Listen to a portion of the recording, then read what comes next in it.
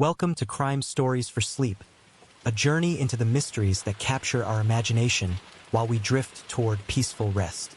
Tonight, we explore a case that has puzzled investigators for decades, a story of art, ambition, and the questions that linger when answers refuse to come. So settle into your favorite listening spot, close your eyes, and let the gentle rhythm of rain carry you into the world of Eleanor Hartwell and the mystery that surrounds her disappearance.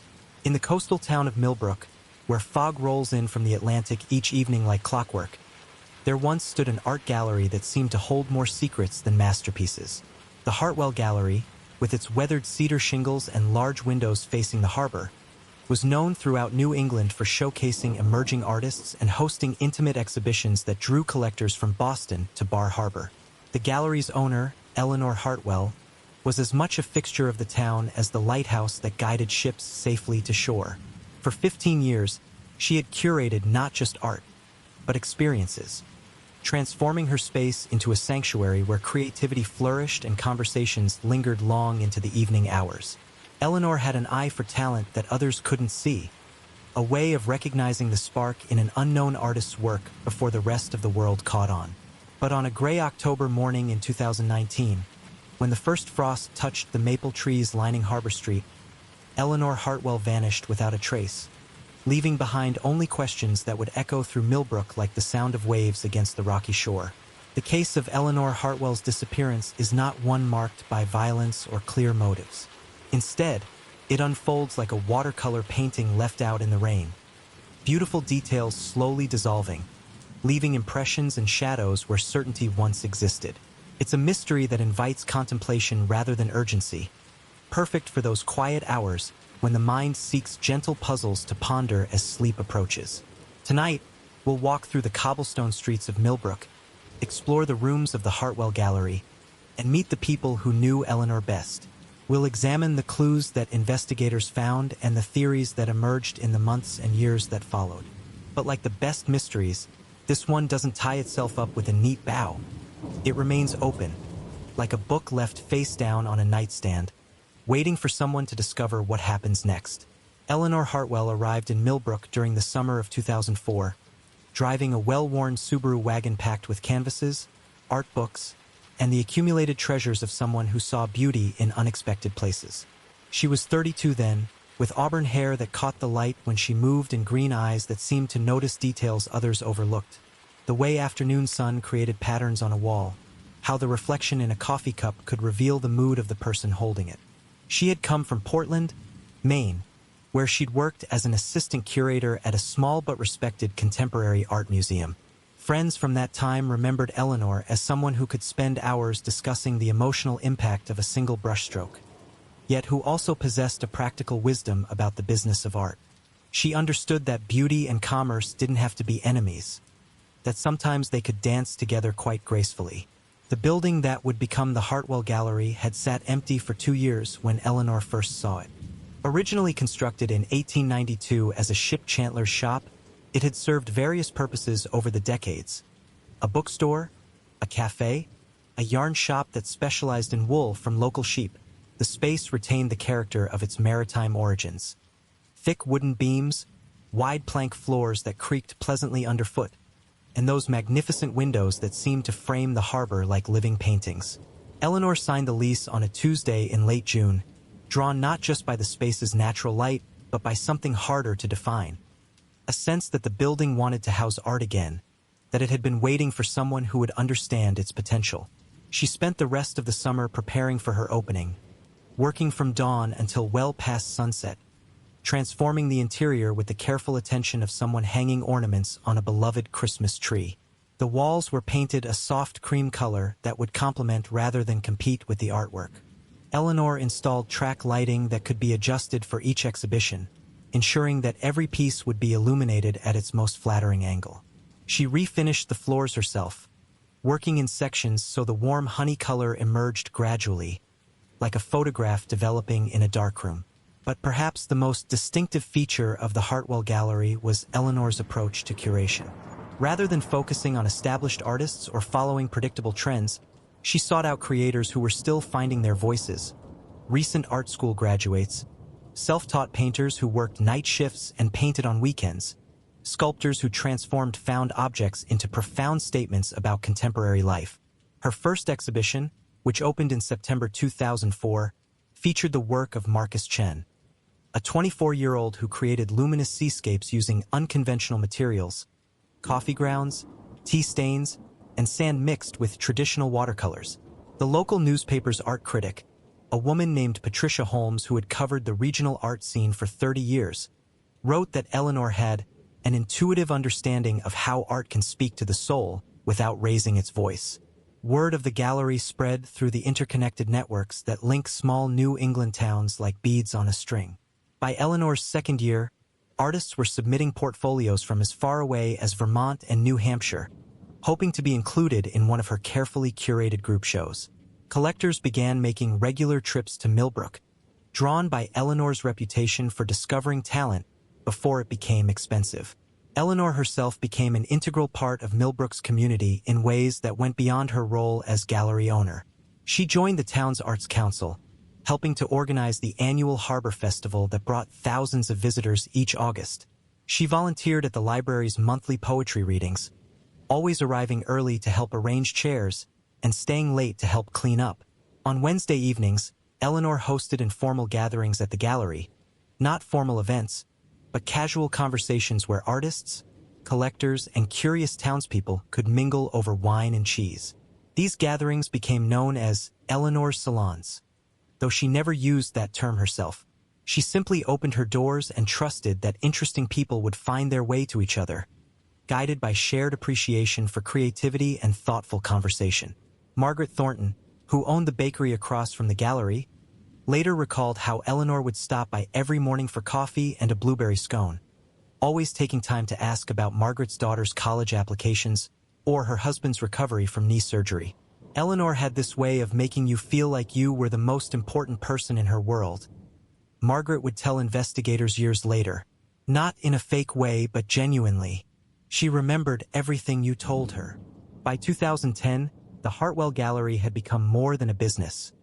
It was a cultural anchor in Millbrook, a place where beauty was celebrated and creativity encouraged. Eleanor had developed relationships with artists from across New England, many of whom considered her not just a dealer but a mentor and friend.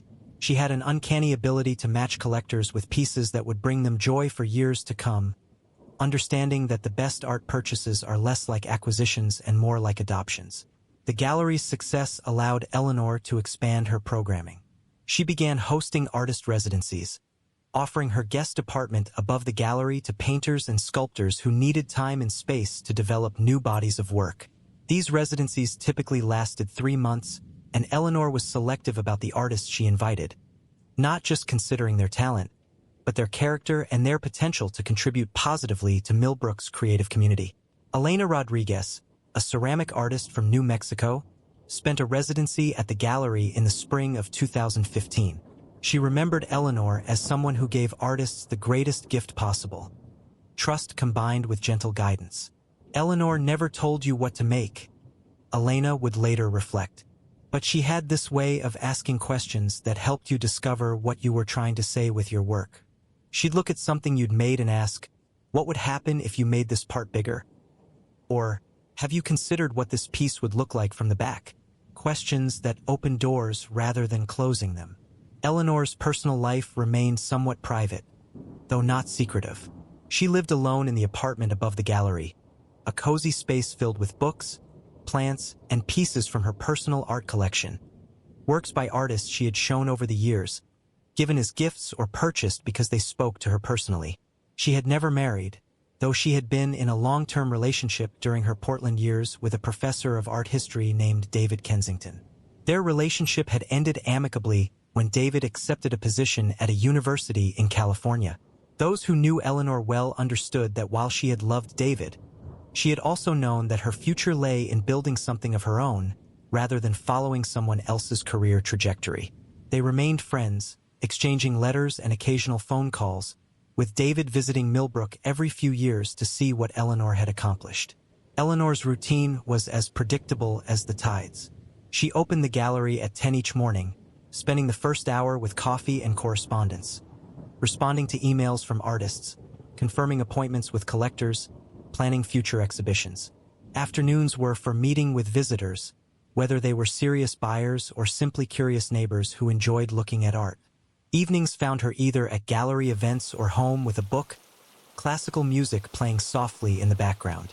By 2019, Eleanor had achieved something remarkable.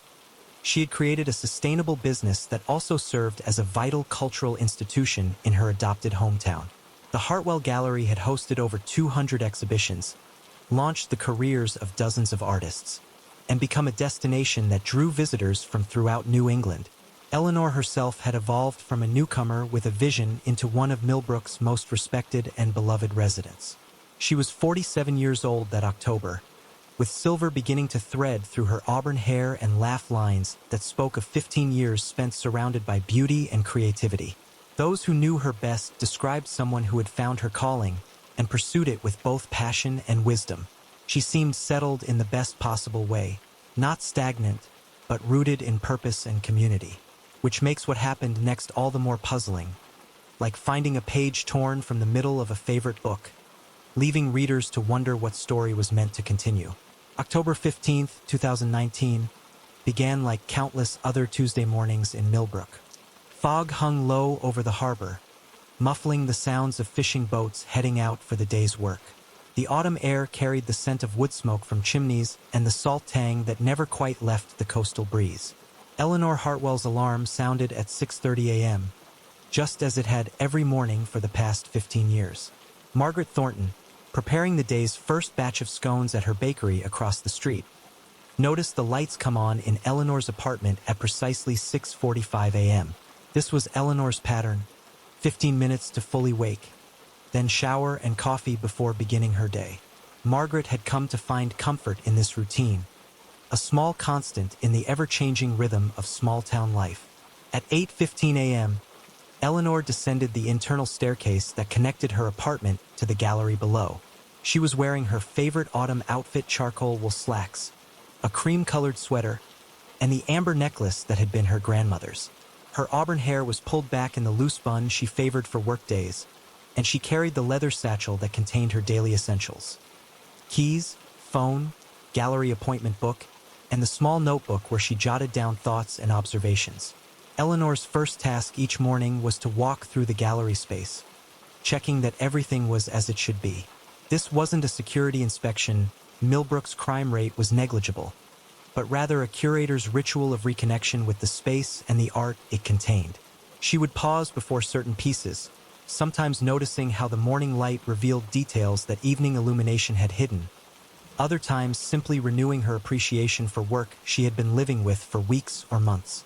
The current exhibition, titled Transitions, featured paintings by 3 artists exploring themes of change and transformation.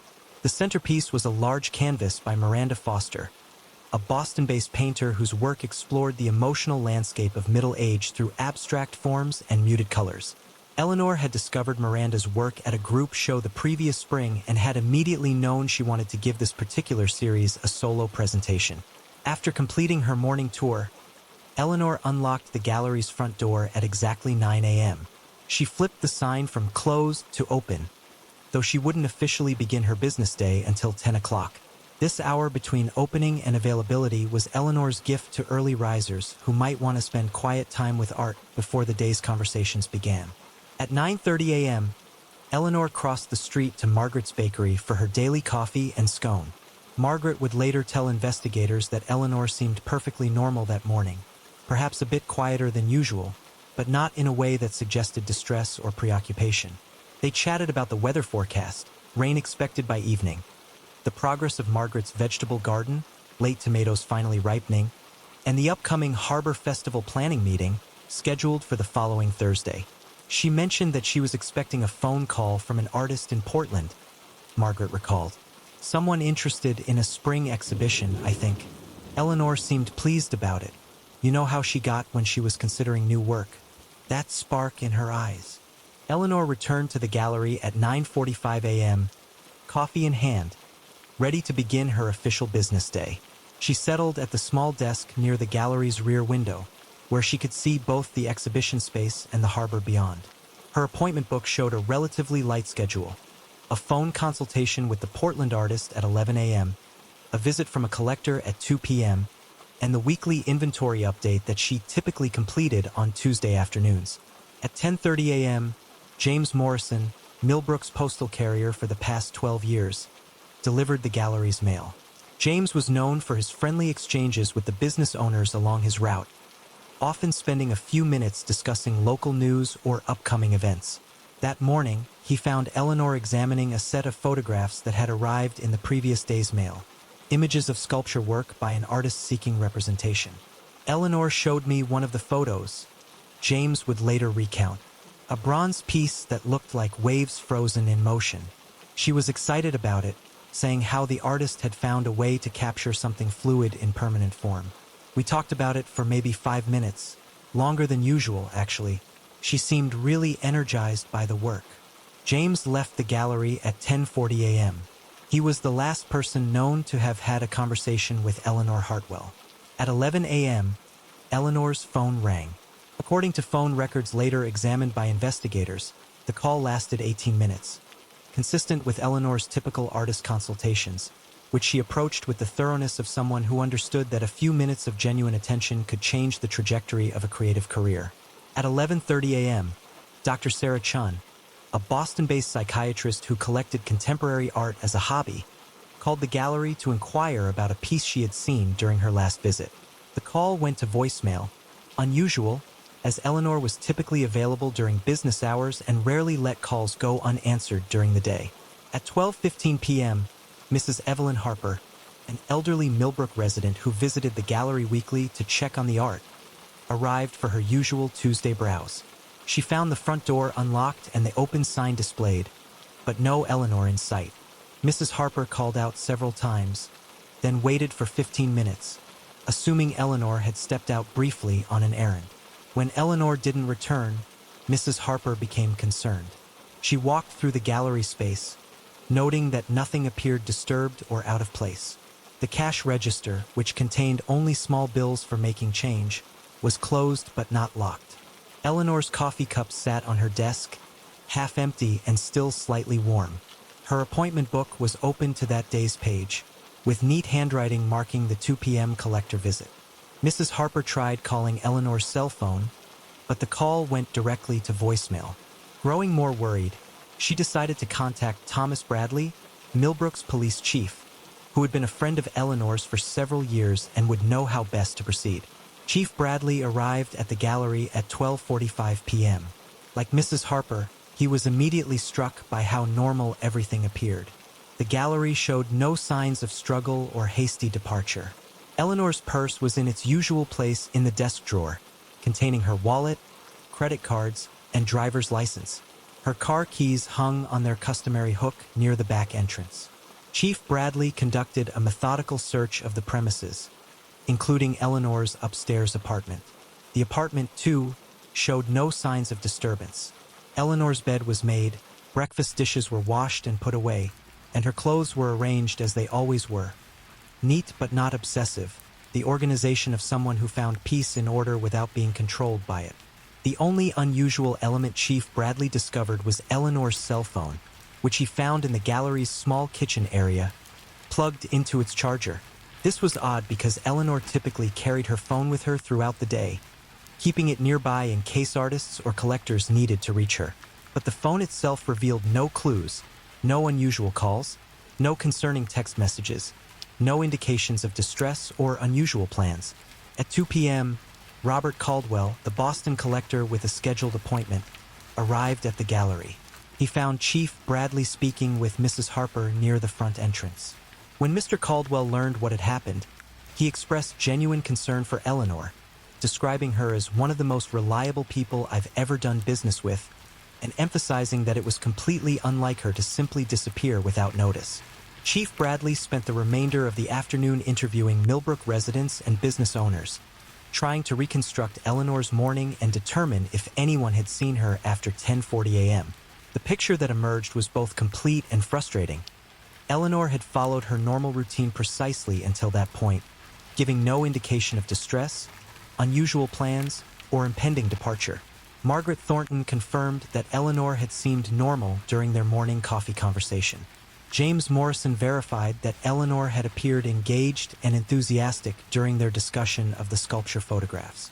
The Portland artist who had spoken with Eleanor at 11 a.m. described a productive conversation about a potential spring exhibition, noting that Eleanor had asked detailed questions about shipping arrangements and installation requirements, hardly the concerns of someone planning to disappear.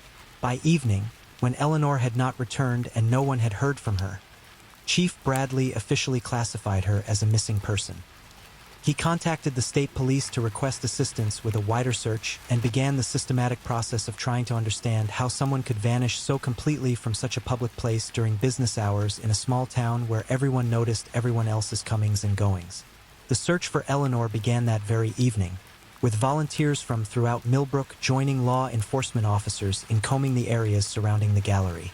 They searched the harbor front, the walking trails that wound through the town's conservation areas, and the rocky coastline where someone might have gone for a contemplative walk and encountered difficulty.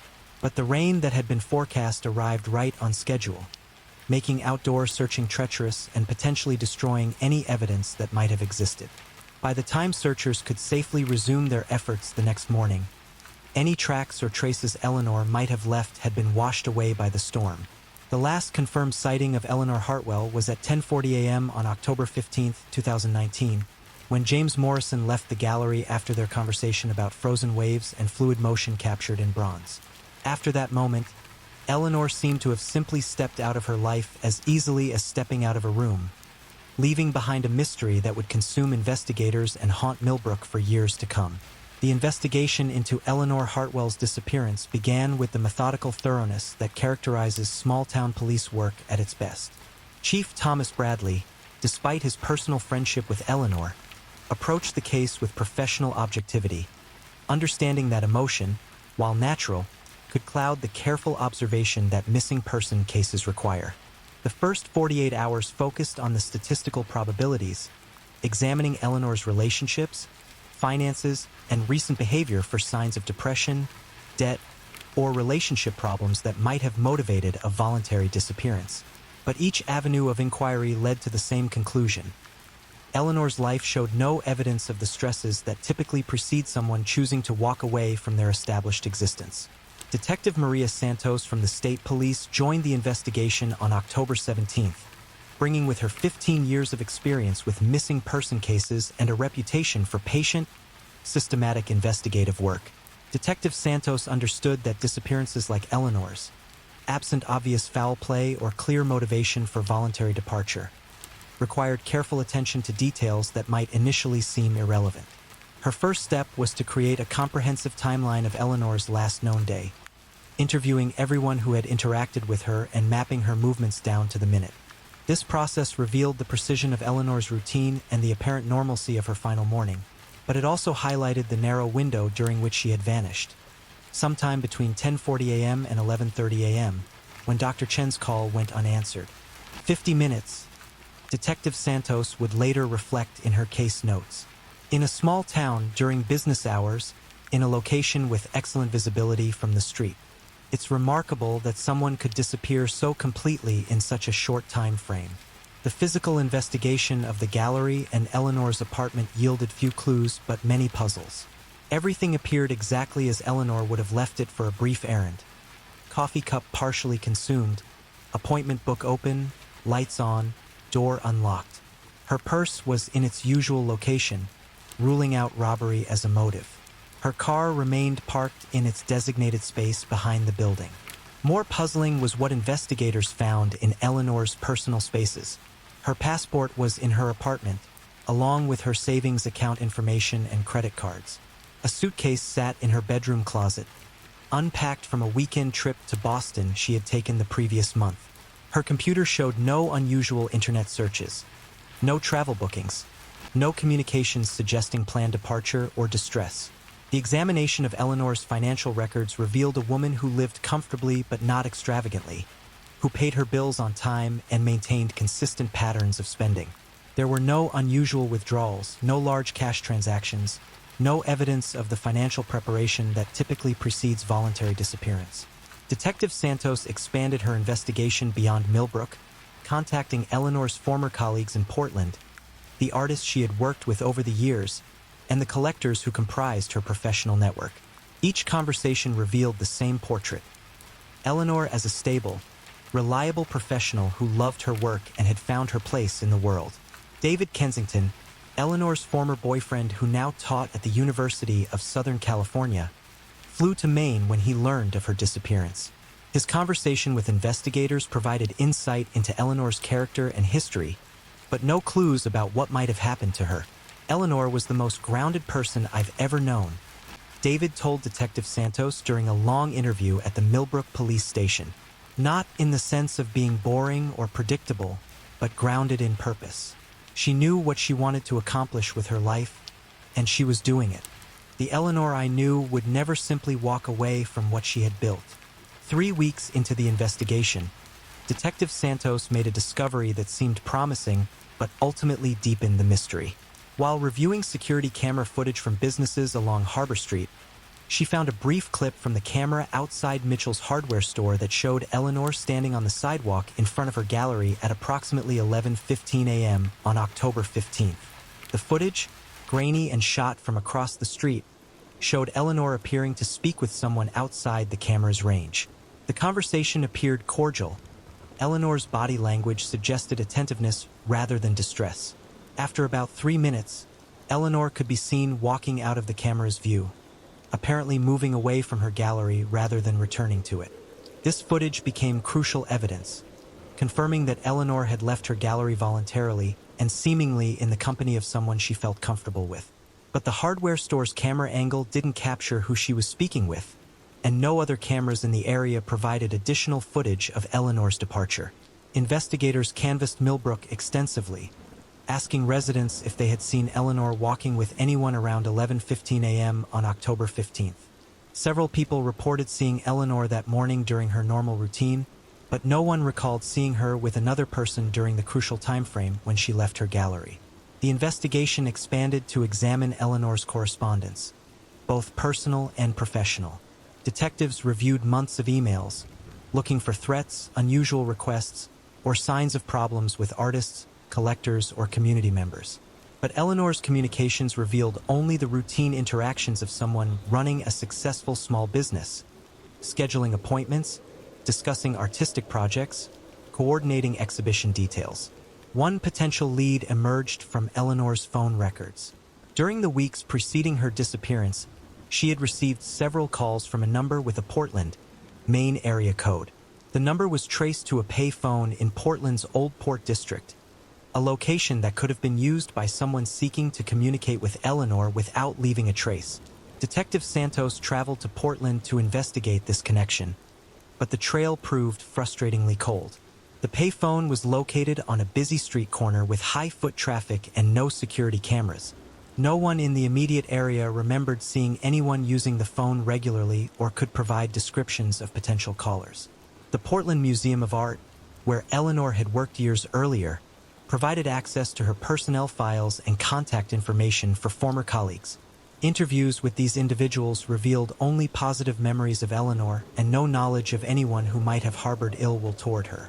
As autumn turned to winter, the investigation began to shift focus from immediate leads to longer-term patterns and possibilities. Detective Santos consulted with FBI specialists in missing persons cases, exploring the statistical likelihood of various scenarios and receiving guidance on investigative approaches for cases lacking clear evidence of foul play. The FBI analysis confirmed what local investigators had suspected. Eleanor's disappearance fit no standard pattern. She didn't match the profile of someone likely to commit suicide, as she showed no signs of depression and had strong social connections. She didn't fit the profile of someone planning voluntary disappearance, as she had left behind valuable possessions and hadn't made the typical preparations for starting a new life elsewhere. Most puzzling to the FBI analysts was the public nature of Eleanor's apparent departure. The security footage suggested she had left her gallery willingly, in broad daylight, from a highly visible location. This indicated either exceptional confidence on the part of anyone who might have convinced her to leave, or Eleanor's complete trust in whoever she accompanied. 6 months into the investigation, Detective Santos compiled a comprehensive case file that included over 200 interviews, extensive forensic analysis, and detailed examination of Eleanor's personal and professional life. The file painted a complete picture of who Eleanor was, but provided no clear answers about what had happened to her. The case officially remained open, but active investigation gradually decreased as leads were exhausted and new evidence failed to emerge. Chief Bradley continued to follow up on tips called in by well-meaning residents, but most of these proved to be cases of mistaken identity or wishful thinking.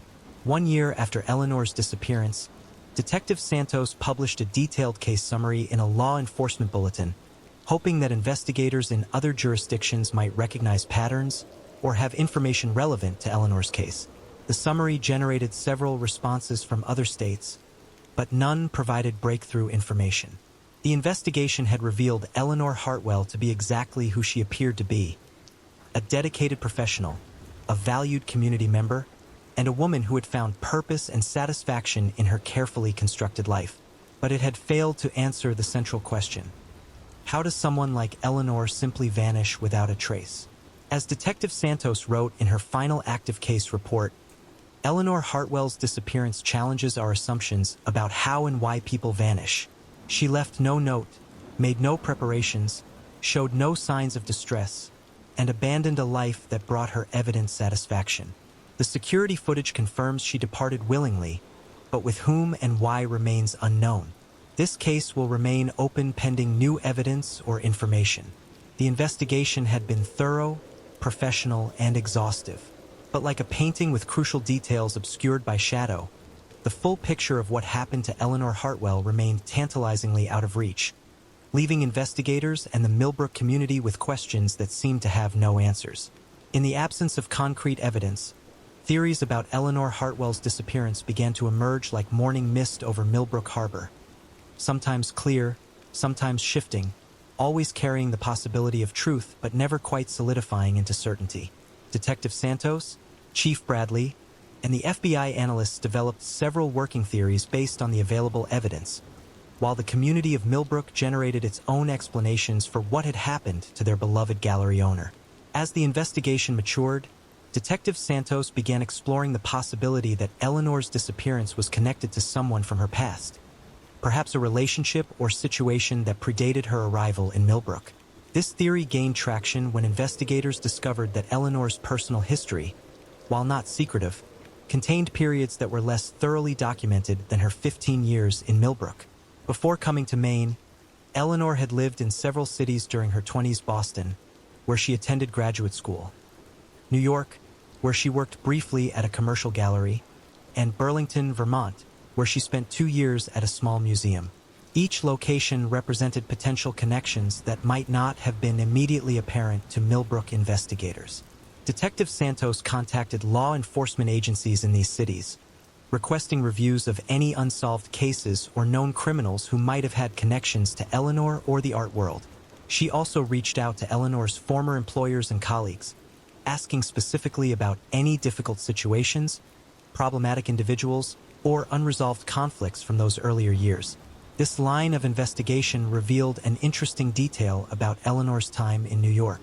She had worked at the Meridian Gallery in Chelsea, a mid-level commercial space that specialized in contemporary paintings and sculpture. According to former colleagues, Eleanor had left that position somewhat abruptly after a disagreement with the gallery's owner about authenticity questions surrounding several pieces in an upcoming exhibition. The disagreement hadn't been acrimonious, but it had made Eleanor uncomfortable enough to seek employment elsewhere. More intriguingly, the Meridian Gallery had closed permanently just 6 months after Eleanor's departure, amid rumors of financial irregularities and questions about the provenance of some artwork. Detective Santos attempted to contact the gallery's former owner, Marcus Brennan, but discovered that he had moved to Europe several years earlier and proved difficult to locate. While this connection seemed promising, investigators were never able to establish any link between Brennan and Eleanor's disappearance, or even confirm that he had been in the United States during October 2019. Given Eleanor's deep involvement in the contemporary art scene, investigators considered whether her disappearance might be connected to the sometimes shadowy aspects of art collecting and dealing. The art world, despite its cultural prestige, occasionally attracts individuals involved in money laundering, forgery, or theft of cultural artifacts. This theory suggested that Eleanor might have unknowingly become involved with someone operating on the margins of legal art commerce. Perhaps she had been approached about acquiring or selling pieces with questionable provenance, or had been targeted because of her reputation for discretion and professionalism. FBI art crime specialists reviewed the gallery's exhibition history and Eleanor's professional correspondence, looking for connections to known art criminals or suspicious transactions. They examined the artists Eleanor had represented, the collectors she worked with, and the institutions that had loaned pieces for exhibitions. The investigation revealed that Eleanor had indeed been approached several times over the years by individuals offering to sell her artwork under circumstances that she found questionable. In each case, Eleanor had declined these opportunities and, in some instances, had reported her concerns to appropriate authorities. Her reputation in the art world was precisely the opposite of someone who would compromise ethical standards for profit. One particular incident from 2017 drew investigators' attention. Eleanor had been contacted by someone claiming to represent the estate of a deceased European collector, offering to sell several important 20th century paintings at significantly below market prices. Eleanor had suspected the offer was fraudulent and had reported it to the FBI's art crime team. The FBI investigation of that incident had never been fully resolved, with the suspected fraudsters disappearing before they could be apprehended. Detective Santos wondered if Eleanor's role in exposing that scheme might have made her a target for revenge, but extensive investigation revealed no evidence connecting those earlier suspects to Eleanor's disappearance.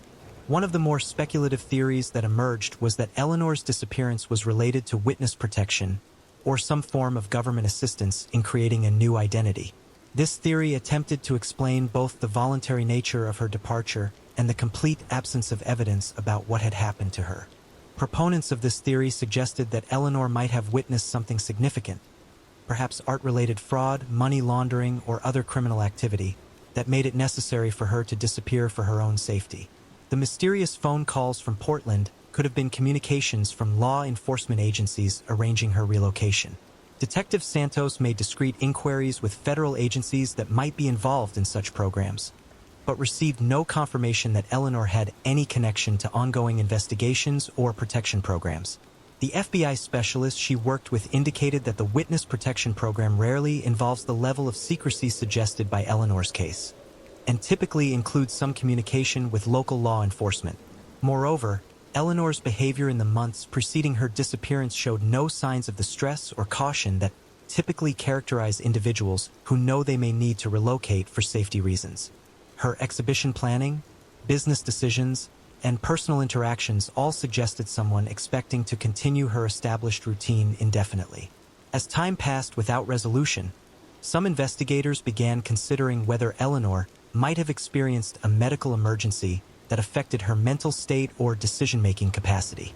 This theory suggested that a sudden onset of confusion, memory loss, or altered mental status might have caused Eleanor to leave her gallery without fully understanding her actions. Dr. Patricia Jameson, a neurologist consulted by Detective Santos, explained that certain medical conditions could theoretically cause such behavior. Transient global amnesia, certain types of seizures, or even severe stress reactions can temporarily alter someone's judgment and memory, Dr. Jameson noted. However, these conditions typically resolve within hours, and the individual usually seeks help or is found in a confused state. Eleanor's medical records, obtained with appropriate legal authorization, showed no history of neurological problems, psychiatric conditions, or medications that might have caused altered mental status. Her most recent physical examination, conducted just 3 months before her disappearance, had revealed no health concerns. Family medical history was more difficult to establish, as Eleanor's parents had died several years earlier, and she had no siblings. However, friends who had known Eleanor for years reported no instances of confusion, memory problems, or unusual behavior that might have indicated underlying neurological issues. The medical emergency theory also struggled to explain the security footage showing Eleanor in apparently normal conversation with another person. If she had been experiencing a medical crisis, it seemed unlikely that she would have appeared so composed during that interaction. Beyond the official investigations, the residents of Millbrook developed their own theories about what had happened to Eleanor. These ranged from the plausible to the fantastic, reflecting the community's need to make sense of losing someone who had become an integral part of their small-town life. Some residents believed Eleanor had been reunited with a lost love, perhaps David Kensington from her Portland years, or someone else from her past who had convinced her to start fresh in a new location. This romantic theory appealed to those who wanted to believe Eleanor was safe and happy somewhere else, even if she couldn't contact her Millbrook friends. Others suspected Eleanor had inherited money or property that required her immediate attention, necessitating a quick departure that she had intended to be temporary. This theory attempted to explain why she had left without making arrangements for the gallery, suggesting she had planned to return within days, but had encountered complications that prevented her from doing so. A smaller group of residents believed Eleanor's disappearance was connected to her work with emerging artists. They theorized that she had discovered exceptional talent in someone who needed to remain anonymous for political or personal reasons, and had agreed to help establish their career in a location where they could work safely. Margaret Thornton, who had perhaps known Eleanor better than anyone else in Millbrook, found herself unable to accept any theory that suggested Eleanor had chosen to abandon her life without explanation. Eleanor wasn't the kind of person who would hurt people by disappearing, Margaret often said. If she could have said goodbye, she would have. Something prevented her from having that choice. As investigators reviewed all possibilities, some began to consider that Eleanor's disappearance might involve elements from multiple theories. Perhaps she had been contacted by someone from her past who convinced her to leave Millbrook for what she believed would be a brief trip, but then encountered circumstances that prevented her return. This combination approach suggested that Eleanor's initial departure might have been voluntary and based on trust, but that subsequent events, whether accident, foul play, or other complications, had prevented her from returning to her established life. Such a scenario could explain both the apparent willingness of her departure and the complete absence of communication afterward. Detective Santos found this combination theory compelling because it accounted for the evidence while acknowledging the limitations of any single explanation. "We know Eleanor left willingly with someone she felt comfortable with," Santos noted in her case files. "What we don't know is what happened after that initial decision. The person she trusted might have had benign intentions that led to tragic consequences, or might have deceived her from the beginning." This theory kept multiple possibilities alive while acknowledging that the truth might be more complex than any single scenario could explain. It also recognized that Eleanor's fate might have been determined not by one crucial decision, but by a series of choices and circumstances that unfolded over time. As theories multiplied and evolved, they served an important function for both investigators and the Millbrook community. They provided frameworks for understanding an incomprehensible loss. But like all theories in the absence of facts, they remained speculative, offering possible explanations rather than definitive answers. The theories surrounding Eleanor Hartwell's disappearance reflected the complexity of human nature and the reality that people's lives often contain hidden depths that aren't apparent even to those who know them well. They acknowledged that even someone as seemingly transparent and grounded as Eleanor might have carried secrets, connections, or vulnerabilities that weren't visible in her daily routine. Most importantly, the theories kept Eleanor's case alive in the minds of those who cared about her, ensuring that new information would be evaluated and new possibilities would be considered. In the absence of answers, theories served as placeholders, maintaining hope while acknowledging the profound mystery of how someone could simply step out of their life and never be seen again. 5 years have passed since Eleanor Hartwell walked away from her gallery on that gray October morning, and Millbrook has learned to live with the questions her disappearance left behind. The Hartwell Gallery stands empty now, its windows reflecting the harbor light, but no longer welcoming visitors to explore the intersection of art and imagination that Eleanor had created there. The building's new owners, a couple from Boston who bought it 2 years after Eleanor's disappearance, initially planned to reopen it as an art space in Eleanor's honor. But something about the gallery seemed to resist their efforts. Potential artists found excuses not to exhibit there. Collectors felt uncomfortable browsing in the space where Eleanor had vanished, and visitors invariably asked more questions about the mystery than about the artwork on display. Eventually, the space was converted into a bookstore, its walls now lined with novels and poetry collections rather than paintings and sculptures. The new owners kept one small corner unchanged. Eleanor's desk still sits by the rear window, with a single photograph showing her at the opening of her first exhibition in 2004, surrounded by artists and neighbors, her smile bright with the satisfaction of someone who had found her calling. Detective Santos, now promoted to lieutenant, still receives occasional tips about Eleanor's case. Most prove to be false leads, mistaken identities, wishful thinking, or well-meaning but inaccurate recollections. But she investigates each one with the same thoroughness she brought to the original case, understanding that solving Eleanor's disappearance might depend on the one detail that initially seemed insignificant. Cold cases aren't really cold. Lieutenant Santos often tells newer investigators, they're just waiting for the right piece of information to make everything else make sense. Eleanor's case taught me that sometimes the most important clue is the one you haven't found yet. The most promising lead came in 2022, when a woman in Nova Scotia contacted Maine State Police to report seeing someone who looked like Eleanor working at a small gallery in Halifax. The woman provided a photograph taken from across the street, showing a figure with auburn hair and Eleanor's approximate build arranging paintings in a window display. Lieutenant Santos traveled to Halifax to investigate, but the lead proved to be another case of mistaken identity. The woman in the photograph was Sarah Mackenzie, a Canadian citizen who had operated the gallery for over a decade. While Sarah bore a superficial resemblance to Eleanor, closer examination revealed significant differences in facial structure and mannerisms. Still, the Halifax trip wasn't entirely fruitless. During her investigation, Lieutenant Santos connected with Canadian law enforcement officials who had dealt with similar missing person cases. Their discussions led to new approaches for maintaining awareness of Eleanor's case across multiple jurisdictions, increasing the chances that relevant information might eventually surface. The most difficult aspect of Eleanor's unsolved disappearance is the effect it has had on those who knew her best. Margaret Thornton still opens her bakery each morning, but she no longer looks across the street expecting to see lights in Eleanor's apartment.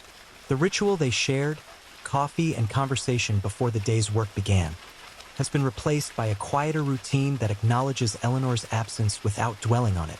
I used to imagine I could see her walking up Harbor Street, Margaret admitted during a conversation 3 years after Eleanor's disappearance. Just for a moment, I'd think she was coming back from an errand, ready to explain where she'd been all this time. But you learn to let go of that hope while still keeping the door open, just in case.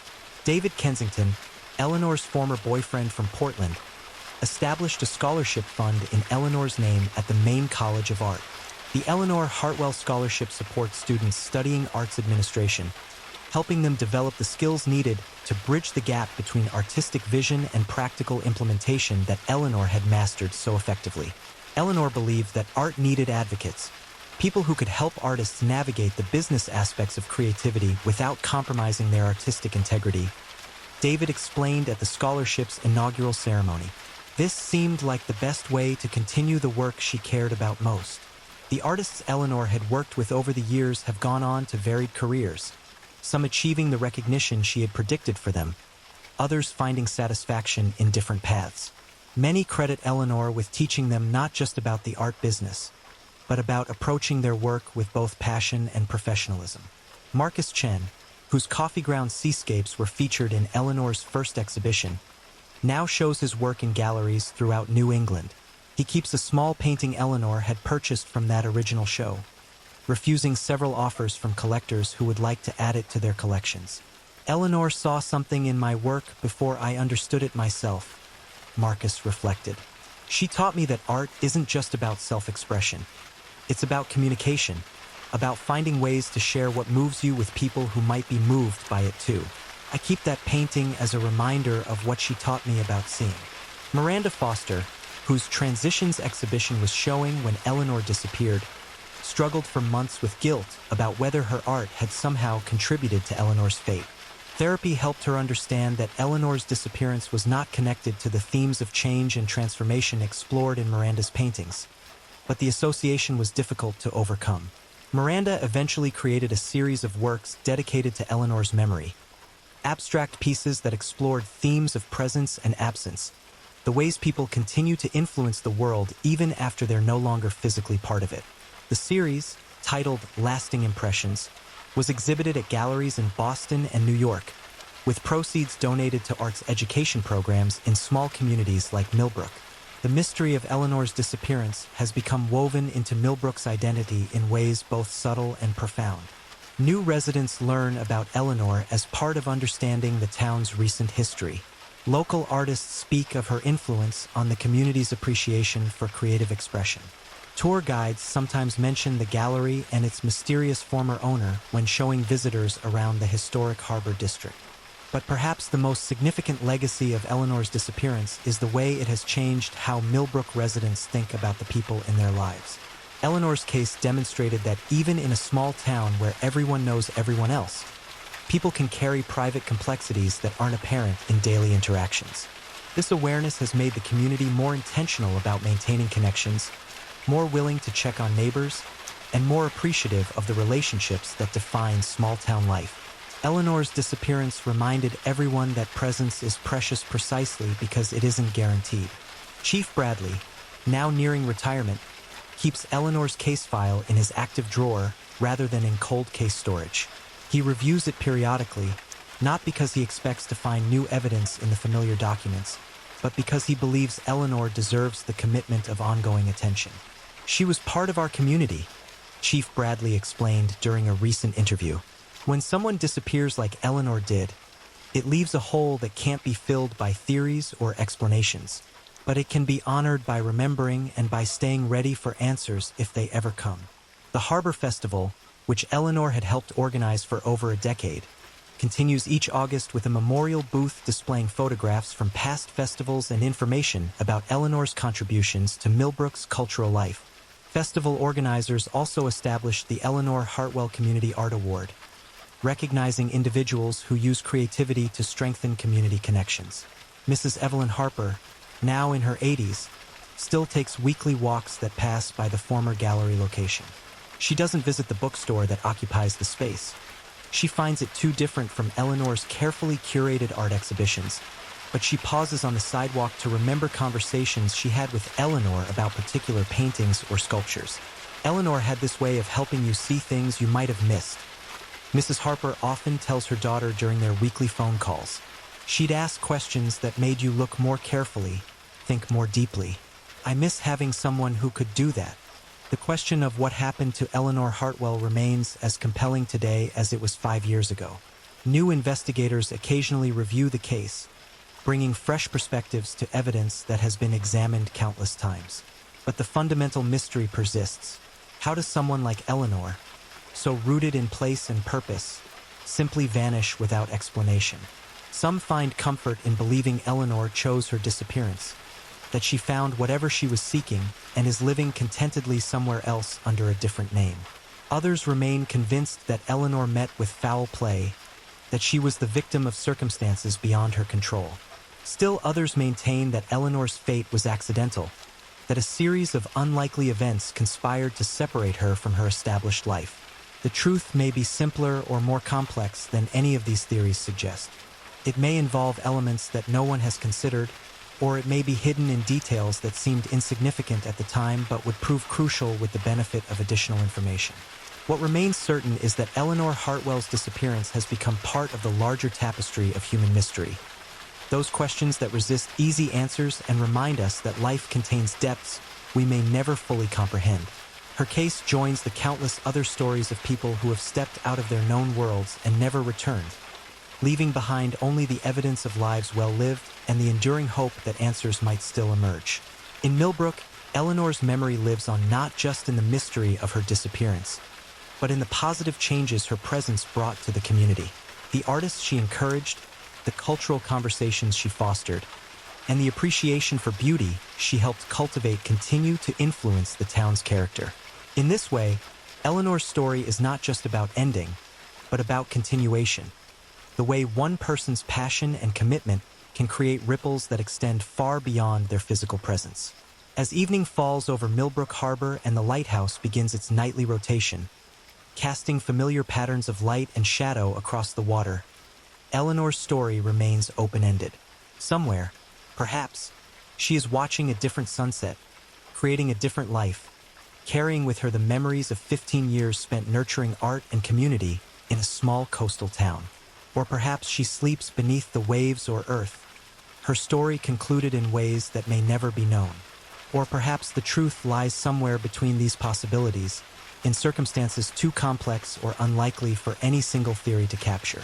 The mystery endures, as gentle and persistent as the sound of waves against Millbrook's rocky shore, reminding all who hear it that some questions are meant to linger, that some stories find their meaning not in resolution but in the very act of wondering what might have been. And so Eleanor Hartwell's story continues, not with answers but with the enduring power of mystery itself, the recognition that even in our modern world of surveillance and communication, it is still possible for someone to step out of their life and into something unknown, leaving behind only questions and the hope that somewhere, somehow, there is more to the story than we may ever know. As you drift towards sleep tonight, perhaps you'll find yourself wondering about Eleanor, about the choices that led her to that October morning, about the conversation that convinced her to walk away from everything she had built. Perhaps you'll imagine her in a new place, still surrounded by art and beauty, still helping others discover the transformative power of creativity. Or perhaps you'll simply hold her story as a reminder that life contains mysteries worth pondering, questions worth asking, and hope worth maintaining, even when answers seem as distant as stars reflected in dark water. Sweet dreams, and may the mysteries you encounter in sleep be as compelling and peaceful as Eleanor's story, leading you not to solutions but to the restful contemplation that comes with accepting that some beautiful questions are meant to remain beautifully unanswered. The most straightforward explanation, and one that investigators were obligated to consider seriously, was that Eleanor had chosen to leave her life in Millbrook for reasons known only to herself. The security footage showing her departing willingly with an unknown person supported this possibility, as did the complete absence of evidence suggesting foul play.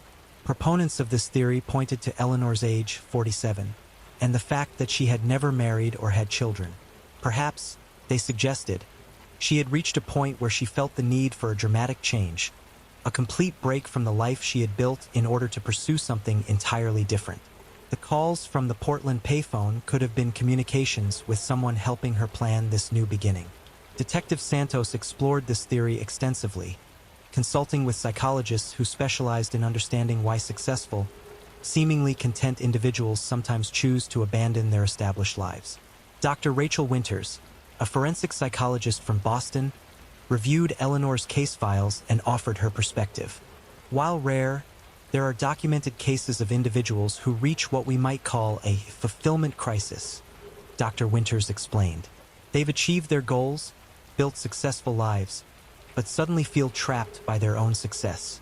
The need for radical change can become overwhelming, leading to decisions that appear completely out of character.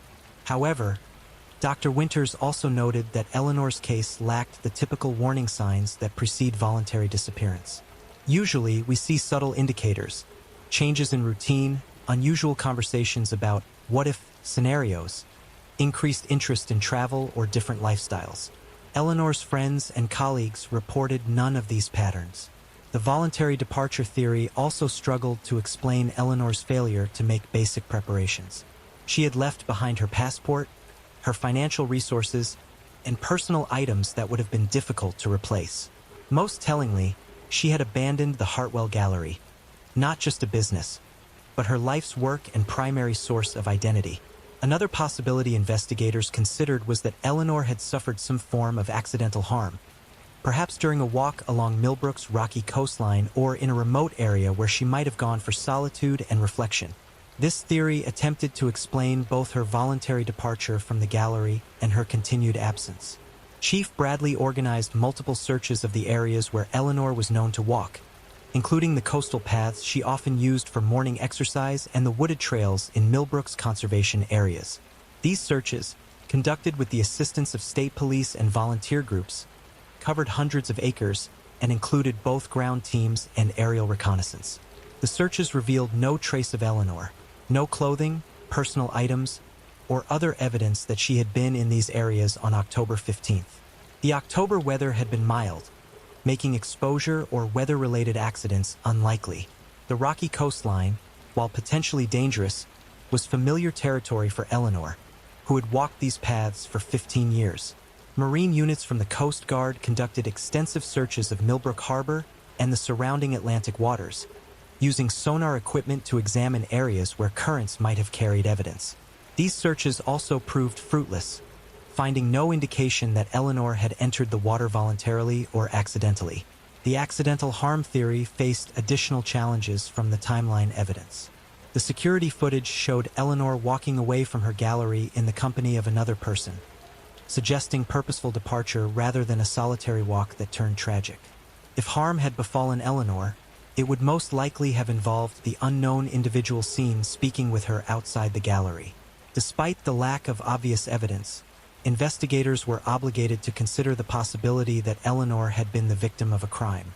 The presence of an unidentified person in the security footage, combined with Eleanor's complete disappearance, raised the possibility that she had been deceived or coerced into leaving her gallery. This theory suggested that Eleanor might have been approached by someone she trusted, perhaps someone claiming to be an artist seeking representation, a collector interested in a purchase, or even someone posing as a professional contact from her past. The caller using the Portland payphone could have been laying groundwork for such an encounter. Footsteps approaching, then stopping.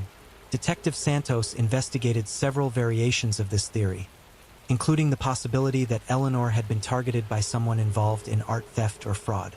The gallery contained valuable pieces, and Eleanor's reputation for discovering emerging talent might have made her a target for someone seeking to exploit her professional connections. However, the foul play theory faced significant obstacles. Nothing had been stolen from the gallery, and Eleanor's departure appeared voluntary rather than coerced. Her body language in the security footage suggested comfort rather than distress. Most importantly, extensive background checks on everyone in Eleanor's professional and personal network revealed no individuals with criminal histories or apparent motives for harming her. The FBI analysts noted that stranger-on-stranger crimes resulting in complete disappearance are extremely rare, particularly in small communities like Millbrook. Such crimes typically leave evidence, witnesses, forensic traces, or patterns that connect to other cases. Eleanor's disappearance showed none of these characteristics. Close your eyes and let the rhythm of the rain carry you to Millbrook, Massachusetts, population 3,847, where the leaves turn brilliant shades of amber and crimson each fall, and where the fog rolls in from the coast like a whispered secret. This is the story of the Ashford family of Millbrook Manor, and of a disappearance that defied every logical explanation the police could devise. The case file sits in the basement of the Millbrook Police Department, gathering dust in a metal cabinet marked Cold Cases 1987 to 1990. Detective Margaret Chen, now retired, still thinks about it during long winter evenings when the wind howls through the bare branches outside her cottage. She was 34 then, ambitious and methodical, with 13 years of experience that had prepared her for most things law enforcement could throw at her.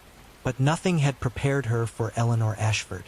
Eleanor Ashford vanished on October 23, 1987, from a locked room on the third floor of her family's Victorian mansion.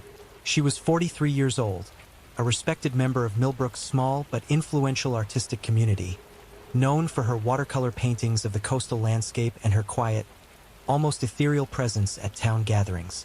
She left behind no note, no trace of struggle, and no explanation for how she could have disappeared from a room with no other exits. Witnesses posted at every entrance to the house, and windows that hadn't been opened in decades.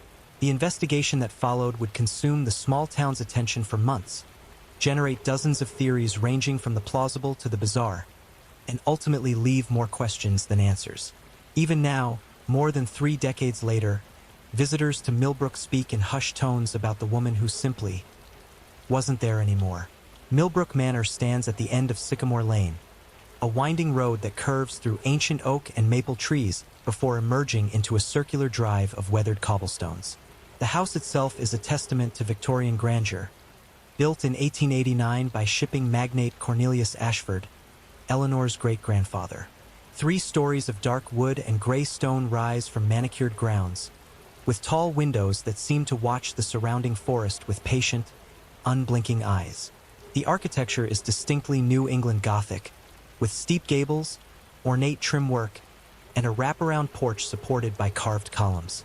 Ivy climbs the eastern wall, its leaves turning deep red each autumn, and the grounds are dotted with century-old oaks whose branches scrape against the third-floor windows when the wind picks up.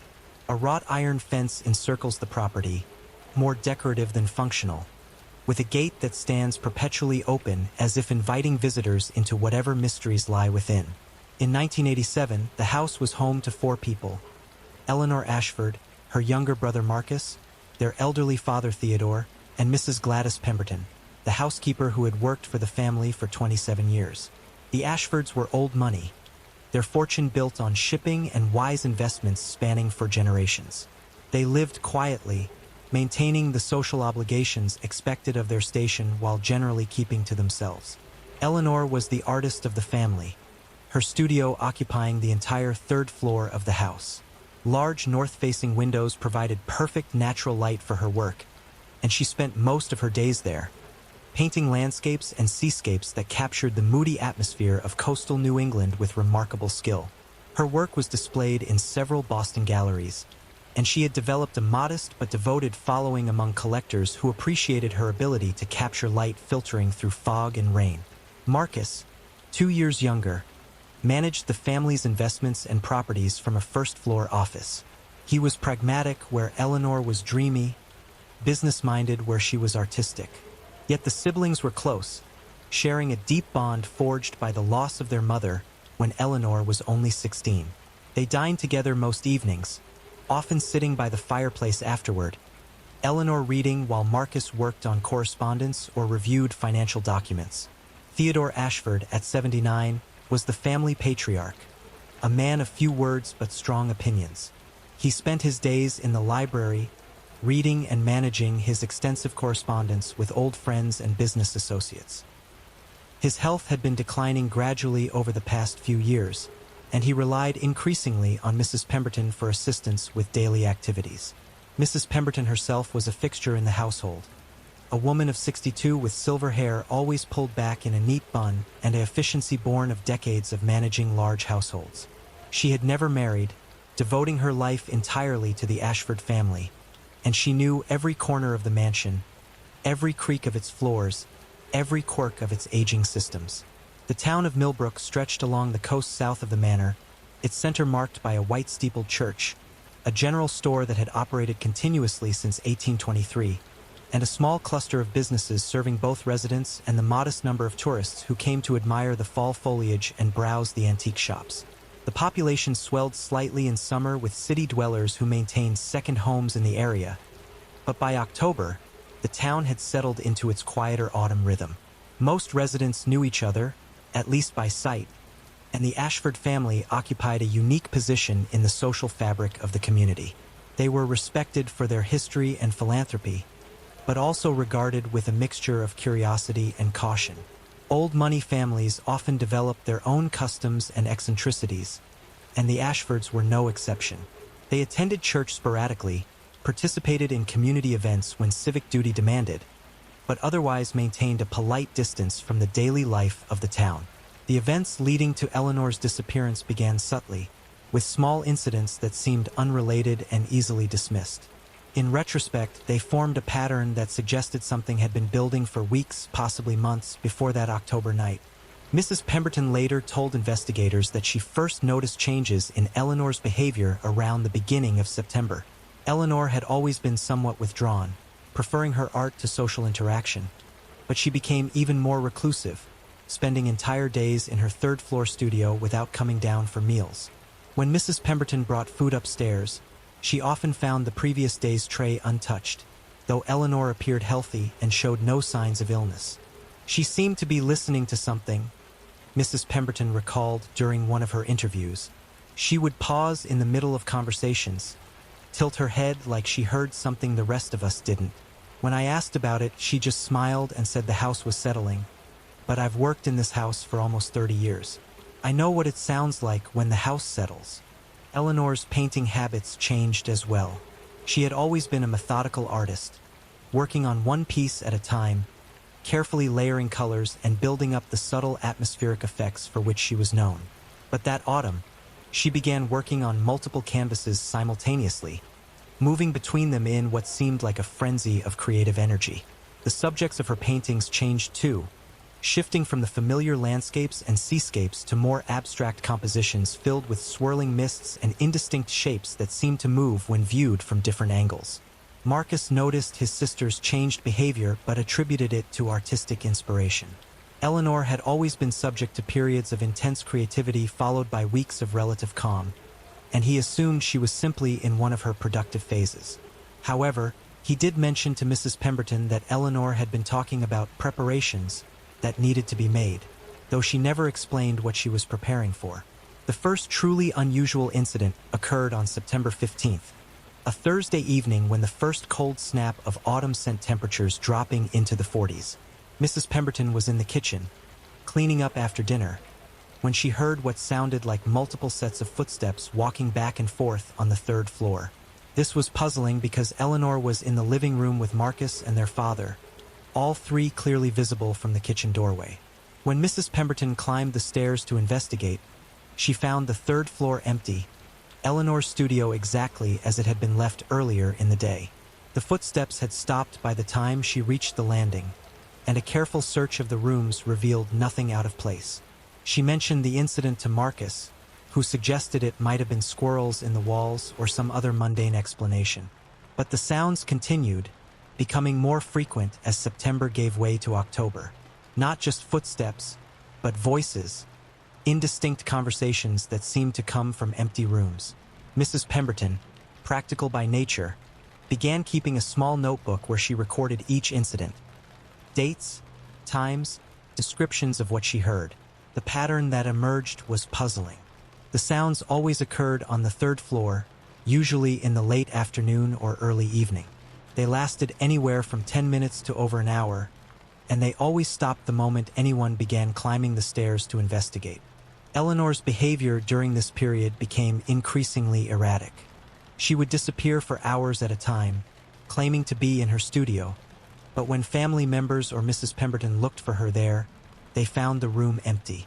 She would then reappear elsewhere in the house, unable or unwilling to explain where she had been. Her explanations became vague and contradictory. She had been in the garden, though no one had seen her there, or in the library, though the library had been occupied by her father all afternoon, or simply taking a walk, though she was dressed in her painting clothes and showed no signs of having been outdoors. The paintings she produced during this period became increasingly strange. What had begun as abstract compositions evolved into something more unsettling. Canvases filled with shadowy figures that seemed to gather in groups, as if engaged in some sort of meeting or ceremony. The brushwork was different too, looser and more energetic than her usual careful technique. When Marcus asked about the new direction her work was taking, Eleanor replied that she was documenting the transition, but refused to elaborate on what this meant. Theodore Ashford, despite his age and declining health, was perhaps the most observant of the family during this period. He had lived in Millbrook Manor for nearly 50 years, and he knew its moods and rhythms better than anyone. In conversations with Mrs. Pemberton, he expressed concern that something fundamental had changed about the house itself. Rooms felt different, he said, as if their proportions had shifted slightly. Shadows fell in new patterns, and temperatures varied from room to room in ways they never had before. "It's as if the house is holding its breath," he told Mrs. Pemberton during one of their quiet conversations in the library, waiting for something to happen. The most dramatic incident occurred on October 20th, just 3 days before Eleanor's disappearance. Mrs. Pemberton was in the second-floor hallway, dusting the antique furniture that lined the corridor, when she heard what sounded like a party in progress on the floor above. Not the usual indistinct voices and footsteps, but clear sounds of conversation and laughter, as if a dozen or more people were gathered in Eleanor's studio. This time, instead of going upstairs immediately, Mrs. Pemberton called to Marcus, who was in his office reviewing correspondence. Together, they climbed to the third floor, the sounds growing clearer as they ascended. They could make out individual voices, though the words remained indistinct, and what sounded like furniture being moved around. But when they reached the landing and looked into Eleanor's studio, they found Eleanor alone, standing in front of one of her new paintings with a brush in her hand. The room was silent, and Eleanor seemed genuinely puzzled by their concerned expressions. She claimed she had been painting quietly for the past hour and had heard nothing unusual. Marcus and Mrs. Pemberton exchanged glances but didn't press the matter. However, both later admitted that they had found Eleanor's manner strange that evening. She seemed more focused and present than she had in weeks, but also oddly formal, as if she were playing a role or following some sort of script. That night, Theodore Ashford called his longtime physician, Dr. Robert Hartley, and asked him to visit the house the following day to examine Eleanor. Dr. Hartley had known the family for 25 years and had treated Eleanor through various minor ailments since her teenage years. He agreed to come by on October 22nd for what Theodore described as a routine checkup. Dr. Hartley's visit on October 22nd provided the last detailed outside perspective on Eleanor's condition before her disappearance. A man in his 60s with a patient, methodical approach to medicine, Dr. Hartley had seen his share of unusual cases in his decades of rural practice. His account of that afternoon visit became crucial to understanding Eleanor's state of mind in her final hours. Dr. Hartley arrived at Millbrook Manor at 2:30 p.m., driving up the winding lane through a canopy of autumn leaves that filtered the October sunlight into patterns of gold and amber. Mrs. Pemberton greeted him at the door, and he noted immediately that she seemed more anxious than usual, her typically composed demeanor showing cracks of concern. "She's not herself, Doctor," Mrs. Pemberton confided as she led him through the house. "Oh, she's perfectly polite, perfectly cooperative, but it's like she's distant, as if part of her is somewhere else entirely." Dr. Hartley found Eleanor in the living room, seated by the tall windows that looked out over the manor's grounds. She was dressed in a simple blue dress, her dark hair pulled back loosely, and she was reading a leather-bound volume of poetry. When he entered, she looked up with a smile that seemed both genuine and somehow formal, as if she were greeting an acquaintance rather than a family friend she had known for decades. "Dr. Hartley," she said, rising to shake his hand. "How good of you to visit. I hope you'll forgive Father for calling you unnecessarily. I've been feeling quite well lately." The examination took place in Eleanor's bedroom on the second floor, a spacious room with cream-colored walls and heavy mahogany furniture that had belonged to her grandmother. Dr. Hartley's physical examination revealed nothing abnormal. Eleanor's vital signs were good, her reflexes normal, and she showed no signs of illness or injury. However, her responses to his questions were notably unusual. When he asked about her sleep patterns, Eleanor replied that she had been sleeping differently lately, but couldn't elaborate on what this meant. She seemed to consider each question carefully before answering, as if translating from another language. Most striking was her response when he asked about her recent artistic work. "I've been learning to see things that were always there," she said, gazing out the bedroom window toward the third floor of the house. "It's remarkable how much we miss simply because we're not looking in the right way." Dr. Hartley pressed her gently about what she meant, but Eleanor simply smiled and changed the subject to inquire about his own family. The conversation continued for another 20 minutes, covering routine topics, but Dr. Hartley later noted that Eleanor seemed to be performing her part in the conversation rather than truly engaging with it. After the examination, Dr. Hartley spoke privately with Theodore and Marcus in the library. He expressed concern about Eleanor's mental state, noting that while she showed no signs of serious mental illness, there was something fundamentally different about her manner. He recommended that the family keep a close watch on her and suggested that a consultation with a specialist might be warranted if her condition didn't improve. "She's not suffering from any medical condition I can identify," he told them, "but something has changed. She seems detached from the present moment, as if her attention is focused on something the rest of us can't perceive." Marcus Ashford's account of the evening of October 22nd provides the most detailed picture of the family's final normal evening together. Dinner was served at 7 o'clock, as was the household custom, with all 4 family members gathered around the mahogany table in the formal dining room. Mrs. Pemberton had prepared roast chicken with herbs from the manor's kitchen garden, served with vegetables and fresh bread. Eleanor's behavior during dinner struck Marcus as almost unnaturally normal. She engaged in conversation about mundane topics: the changing weather, plans for the upcoming winter months, a letter Marcus had received from a cousin in Boston. but her participation felt rehearsed, as if she were carefully maintaining a facade of normalcy.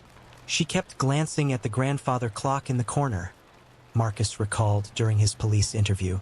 Not obviously, just quick looks, as if she had somewhere to be. But she had no plans for the evening that I knew of. After dinner, the family retired to the living room, where Theodore settled into his customary chair by the fireplace with a book, and Marcus reviewed some business correspondence. Eleanor picked up her needlework, a project she had been working on sporadically for months.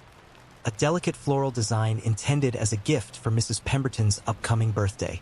The evening proceeded quietly until around 9:30, when Eleanor suddenly looked up from her needlework and announced that she needed to return to her studio to check on something. This was unusual, as Eleanor rarely worked in the evenings, preferring the natural light of daytime for her painting. "Is everything all right?" Marcus asked, but Eleanor assured him that she simply wanted to make sure she had properly cleaned her brushes from her afternoon work session. She kissed both her father and brother goodnight, a gesture that seemed more formal than her usual casual farewells, and climbed the stairs to the third floor. Marcus heard her footsteps on the stairs, then the soft sound of the studio door closing. He returned to his correspondence, expecting Eleanor to come back down within a few minutes. Mrs. Pemberton's testimony provided the final pieces of the puzzle for that evening. She had finished cleaning the kitchen and was making her rounds to ensure all the doors and windows on the first floor were secured, a nightly ritual she had maintained for decades. As she moved through the house, turning off lights and checking locks, she was aware of the sounds of normal family life.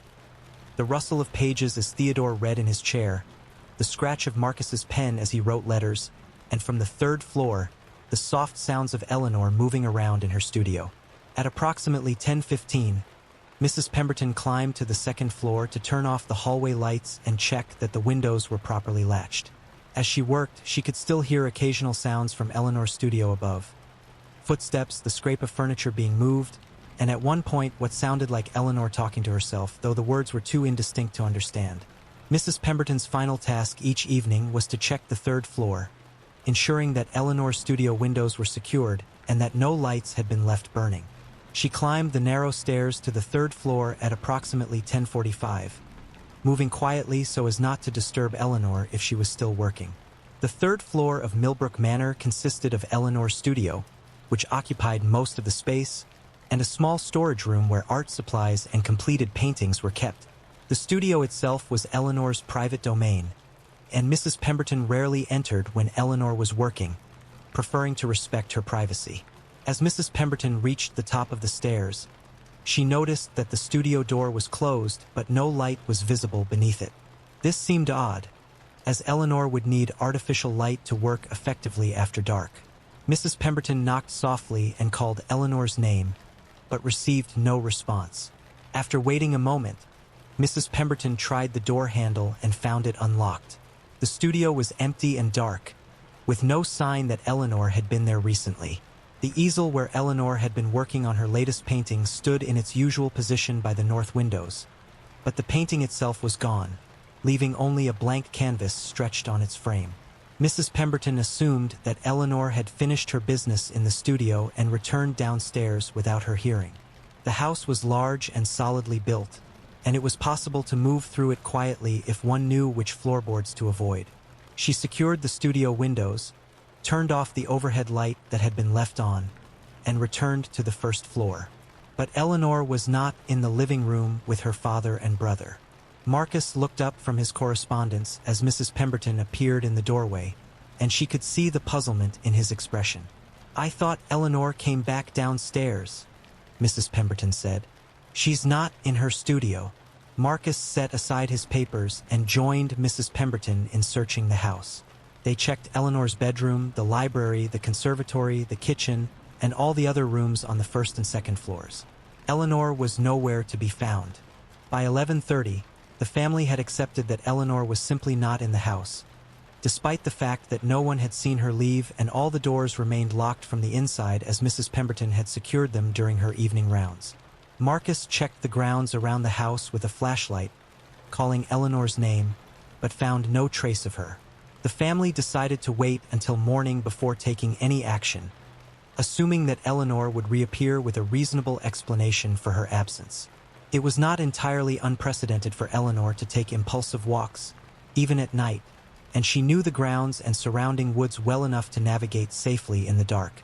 But morning brought no sign of Eleanor, and it was Marcus who, at 7:30 a.m. on October 23rd, placed the call to the Millbrook Police Department that would begin the most baffling investigation in the department's history. Detective Margaret Chen arrived at Millbrook Manor at 8:45 a.m. on October 23rd, accompanied by Officer Paul Donnelly, a 28-year-old patrolman who had grown up in Millbrook and knew the Ashford family by reputation. The morning was gray and cool, with a steady drizzle that made the manor's grounds look like something from a Gothic novel. Detective Chen's first impression of the case was that they were dealing with a relatively straightforward missing person situation. Eleanor Ashford was a 43-year-old woman with no history of mental illness, no financial problems, and no known enemies. The most likely explanations were that she had either left voluntarily for reasons of her own or had suffered some sort of accident while walking on the estate grounds. However, as Detective Chun began her investigation, the case quickly revealed complexities that defied simple explanation. The first anomaly was the locked door issue. Marcus Ashford insisted that all the doors to the house had been locked from the inside when the family discovered Eleanor's absence. Mrs. Pemberton confirmed this, explaining her nightly routine in detail. She had personally checked and secured the front door, the back door, the door leading from the kitchen to the service porch, and the French doors in the conservatory. All had been locked with their interior deadbolts, which could only be operated from inside the house. Officer Donnelly verified that all the locks were indeed engaged when the police arrived, and there were no signs that any of the doors had been forced or tampered with. The windows on the first and second floors were all latched shut, many of them painted shut from years of disuse. A few of the third-floor studio windows could be opened, but they were 40 feet above ground with no nearby trees or structures that could provide access. Detective Chen's examination of Eleanor's studio on the third floor revealed the second major puzzle. The room was neat and organized, showing no signs of struggle or hasty departure.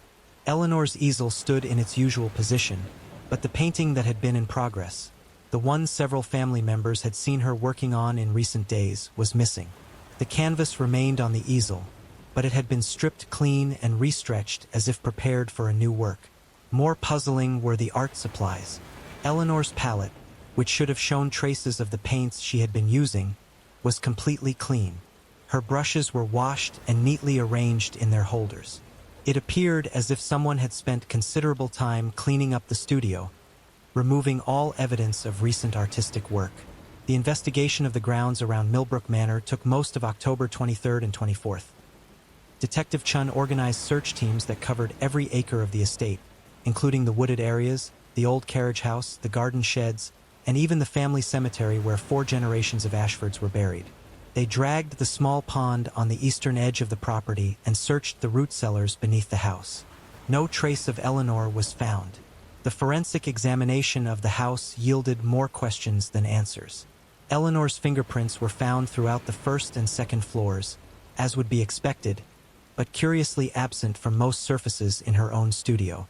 The few prints found in the studio were on items that would be handled regularly: doorknobs, light switches, and the handles of her brush containers. But there were no fresh prints on her easel, paints, or any of the canvases. Detective Chun brought in a specialist from Boston to examine the studio more thoroughly. The specialist, Dr. Amanda Foster, was a forensic psychologist who had consulted on several high-profile missing person cases. Her analysis of the studio environment provided some of the most intriguing insights into Eleanor's state of mind. The organization of this space is almost compulsive, Dr. Foster noted in her report. Every item has been placed with deliberate care, as if arranged for display rather than use. This suggests either that Ms. Ashford was preparing for something, possibly an extended absence, or that someone else organized the space after her departure. Dr. Foster also commented on the missing paintings. According to Marcus and Mrs. Pemberton, Eleanor had been working on several canvases simultaneously in the weeks before her disappearance. Yet only blank, prepared canvases were found in the studio. Either Eleanor had removed her recent work before leaving, or someone else had done so after her disappearance. The investigation expanded to include interviews with everyone who had contact with Eleanor in the weeks before her disappearance. Dr. Hartley provided his account of Eleanor's changed behavior and his examination on October 22nd. The local postmaster mentioned that Eleanor had mailed several packages in early October, but he couldn't recall the destinations and no records were kept of package deliveries. Margaret Sinclair, the proprietor of Sinclair's art supplies in town, remembered Eleanor making unusual purchases in September and early October. Instead of her usual modest orders of watercolor paints and paper, Eleanor had bought large quantities of canvas, oil paints, and brushes, materials for projects much more ambitious than her typical work. She seemed excited about something, Mrs. Sinclair told Detective Chun, not like her usual quiet self at all. She kept talking about new techniques she wanted to try, and she asked me to order some unusual pigments, colors I'd never heard of, with names that sounded foreign or made up. The investigation also revealed that Eleanor had made several trips to Boston in the month before her disappearance, something she rarely did. Marcus had assumed these were visits to galleries or art supply stores, but Detective Chen's inquiries in Boston turned up no record of Eleanor at any of the establishments she usually patronized. One of the most puzzling discoveries came from an interview with Father Michael O'Connor, the pastor of St. Mary's Catholic Church in Millbrook. Father O'Connor, a thoughtful man in his 50s who had known the Ashford family for 15 years, revealed that Eleanor had visited him several times in late September and early October, asking unusual questions about spiritual matters. She wanted to discuss the nature of reality, Father O'Connor explained during his interview with Detective Chun. Not in a philosophical way, but as if it were a practical concern. She asked about different planes of existence, about whether it was possible for someone to exist in multiple places at once, about whether consciousness could transcend physical boundaries. Father O'Connor had assumed Eleanor was going through some sort of spiritual or creative crisis, not uncommon among artistic individuals. But her questions had become increasingly specific and urgent, culminating in a conversation on October 15th, where she asked him about rituals or ceremonies that might facilitate transition between states of being. I told her I wasn't qualified to discuss such esoteric matters, Father O'Connor said. I suggested she might want to speak with a spiritual counselor or perhaps take some time for quiet reflection and prayer. She seemed disappointed by my response, as if she had been hoping for more concrete guidance. Detective Chun also discovered that Eleanor had been corresponding with someone during the weeks before her disappearance. Mrs. Pemberton mentioned that Eleanor had been receiving mail more frequently than usual, and that she had seemed particularly excited about certain letters. However, no correspondence was found in Eleanor's room or anywhere else in the house. The postal investigation revealed that Eleanor had indeed been receiving mail from an address in Salem, Massachusetts, but attempts to trace the sender proved fruitless. The return address belonged to a post office box that had been rented with cash by someone using the name A. Blackwood, almost certainly a pseudonym. By early November, Detective Chun had exhausted most conventional investigative avenues. Eleanor Ashford had simply vanished without leaving any clear trail or explanation. There was no evidence of foul play, no indication that she had planned to leave permanently, and no reasonable explanation for how she could have departed from a locked house without being seen. The case took an interesting turn when Dr. Foster suggested bringing in a consultant with experience in unusual disappearances. She recommended Dr. James Richardson, a retired FBI profiler who had worked on several cases involving seemingly impossible vanishings. Dr. Richardson spent 3 days at Millbrook Manor in mid-November, conducting his own examination of the premises and reviewing all the evidence that had been collected. His conclusions, while not definitive, provided a new framework for understanding what might have happened to Eleanor. In cases like this, Dr. Richardson explained to Detective Chun, we often find that the missing person has been preparing for their disappearance much longer than anyone realizes. The seemingly impossible circumstances are usually the result of careful planning and misdirection. Dr. Richardson pointed to several indicators that Eleanor might have been planning her departure for weeks or even months. The cleanup of her studio, the mysterious correspondence, the unusual art supply purchases, and her conversations with Father O'Connor all suggested someone preparing for a major life change. But even Dr. Richardson couldn't explain the locked door problem. or the complete absence of any trail leading away from the house. His final assessment was that Eleanor had almost certainly left voluntarily, but that the method of her departure remained genuinely mysterious. The investigation officially remained active through the winter of 1987 to 88, but with no new leads emerging, it gradually moved to the cold case files. Detective Chun continued to receive occasional tips and reports of Eleanor sightings, but none proved credible. The case was reviewed again in 1995 when new forensic techniques became available, but the re-examination yielded no new insights. Eleanor's fingerprints were run through national databases, her photograph was circulated to police departments across the country, and missing person networks were contacted, but no matches were found. In the months and years following Eleanor Ashford's disappearance, the case generated numerous theories, ranging from the mundane to the extraordinary. Detective Chun collected and evaluated each one, no matter how unlikely it seemed, in hopes that some overlooked detail might provide the key to solving the mystery. The most straightforward theory was that Eleanor had experienced some sort of mental breakdown and had wandered away from the house in a confused state. Dr. Hartley's observations about her changed behavior in the weeks before her disappearance supported this possibility, and cases of missing persons suffering from dissociative episodes were not uncommon. However, several factors argued against this explanation. Eleanor had shown no previous signs of mental illness, and her behavior, while unusual, had been consistent and purposeful rather than erratic or confused. Moreover, the careful cleanup of her studio suggested planning rather than impulsive action, and the locked door problem remained unexplained. A second theory proposed that Eleanor had left voluntarily to start a new life elsewhere, possibly with a romantic partner or collaborator she had been secretly corresponding with. The mysterious letters from Salem and her unusual trips to Boston could support this scenario, and her conversations with Father O'Connor might have been attempts to reconcile her planned departure with her religious beliefs. This theory gained some credibility when Detective Chun discovered that Eleanor had withdrawn $15,000 from her personal bank account in small amounts over the 6 weeks before her disappearance. The withdrawals were made in cash and spread across several different dates, suggesting an attempt to avoid drawing attention to the transactions. However, the family insisted that Eleanor had never expressed dissatisfaction with her life or any desire to leave Millbrook. She had deep roots in the community, a close relationship with her family, and a successful artistic career that was finally gaining recognition. Moreover, the locked door problem still couldn't be explained, and no evidence of a romantic relationship or outside collaborator ever emerged.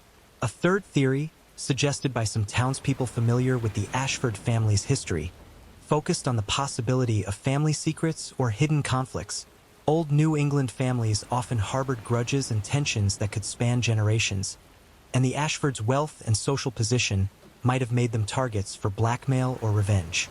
Detective Chun investigated this angle thoroughly, examining the family's financial records, business dealings, and personal relationships. She found no evidence of serious conflicts within the family, no indication of financial problems, and no credible threats against any family member. Theodore, Marcus, and Mrs. Pemberton all passed polygraph tests, and their accounts of Eleanor's final evening were consistent and believable. A more exotic theory emerged from Eleanor's artistic work and her conversations with Father O'Connor about spiritual matters. Some suggested that Eleanor had become involved with occult or mystical practices, possibly through her mysterious correspondent in Salem, and that her disappearance was connected to some sort of ritual or ceremony. This theory was supported by the strange content of Eleanor's final paintings, her questions about transitioning between states of being, and the organized, almost ritualistic appearance of her studio after her disappearance. Salem's historical association with witchcraft and the occult made it a logical location for someone interested in such practices. Dr. Foster, the forensic psychologist, found this theory intriguing enough to investigate further. She examined Eleanor's paintings from the weeks before her disappearance, noting the recurring themes of shadowy figures and gathering groups. The brushwork and composition suggested that Eleanor had been painting with unusual urgency and focus, as if documenting something she had witnessed or experienced. However, no concrete evidence of occult involvement was ever found. Eleanor's personal library contained no books on supernatural subjects, and none of her known associates had any connection to mystical or religious groups. The theory remained purely speculative. Mrs. Pemberton developed her own theory, based on her years of intimate familiarity with Millbrook Manor and its peculiarities. She believed that the house itself held the key to understanding Eleanor's disappearance, and her theory, while dismissed by most investigators as the superstitious thinking of an elderly housekeeper, contained elements that were difficult to ignore. "This house has always been different," Mrs. Pemberton told Detective Chun during one of their later interviews. "I've worked here for 27 years, and I've seen things that can't be easily explained. Rooms that feel different from one day to the next, shadows that fall in impossible patterns, sounds that have no source." Mrs. Pemberton's theory centered on the idea that Millbrook Manor existed in some sort of liminal state, a place where the boundaries between the normal world and something else were unusually thin. She pointed to the family's history of unusual incidents. Cornelius Ashford's wife had died under mysterious circumstances in 1923, found in the garden with no apparent cause of death. Eleanor's mother had experienced strange visions in the months before her own death in 1963, speaking of visitors who came to the house but whom no one else could see. Eleanor was sensitive to these things, Mrs. Pemberton insisted, more sensitive than the rest of the family. She could perceive what others couldn't, and in the weeks before she disappeared, I think she was being called. This theory, while lacking any scientific basis, gained unexpected support from an unlikely source. Professor David Kellerman, a historian from Harvard University who specialized in New England folklore and supernatural traditions, became interested in the case after reading newspaper accounts of Eleanor's disappearance. Professor Kellerman visited Millbrook in the spring of 1988, conducting research into the town's history and the Ashford family's background. His investigations revealed several interesting historical patterns. Millbrook had been the site of unusual disappearances dating back to colonial times, and the area where the manor now stood had been considered sacred by the local Native American tribes, who avoided building permanent settlements there. "There are places in New England where the normal rules seem to bend," Professor Kellerman explained in an interview with the Boston Globe. "Sites where the geological and historical conditions create what we might call thin places, locations where unusual phenomena occur with greater frequency than statistical probability would suggest." Professor Kellerman's research also uncovered records of previous incidents at Millbrook Manor. In 1891, just 2 years after the house was completed, a visiting cousin of Cornelius Ashford had disappeared from her third-floor bedroom under circumstances remarkably similar to Eleanor's case. The room had been found empty and perfectly arranged, with no indication of how the woman had left. In 1934, a painter hired to restore some of the manor's interior artwork had reported seeing figures moving through the house at night, figures that bore no resemblance to any of the family members or staff. The painter had left abruptly after only 3 days, claiming that the house was occupied by more than its visible inhabitants. Detective Chun found Professor Kellerman's historical research interesting but ultimately unhelpful in solving Eleanor's disappearance. Whatever the truth about Millbrook Manor's unusual history, it didn't provide any concrete leads or actionable evidence. A more prosaic theory emerged from the practical investigation of the house's architecture and hidden spaces. Detective Chun had noticed that Millbrook Manor, like many large Victorian houses, contained numerous concealed areas, spaces between walls, unused attic areas, and basement rooms that had been sealed off over the years. Working with a local contractor, Detective Chun conducted a thorough examination of the house's hidden spaces. They found several interesting areas, including a narrow staircase that connected the third floor to the basement, bypassing the main floors entirely. However, all of these spaces showed clear signs of long disuse, with dust and cobwebs undisturbed for decades. The most intriguing discovery was a small room behind Eleanor's studio that had been walled off sometime in the early 1900s. When they broke through the wall, they found a space that had apparently been used for storage, containing old furniture, paintings, and personal items dating back several generations. Among these items was a collection of journals and letters that provided new insights into the Ashford family's history.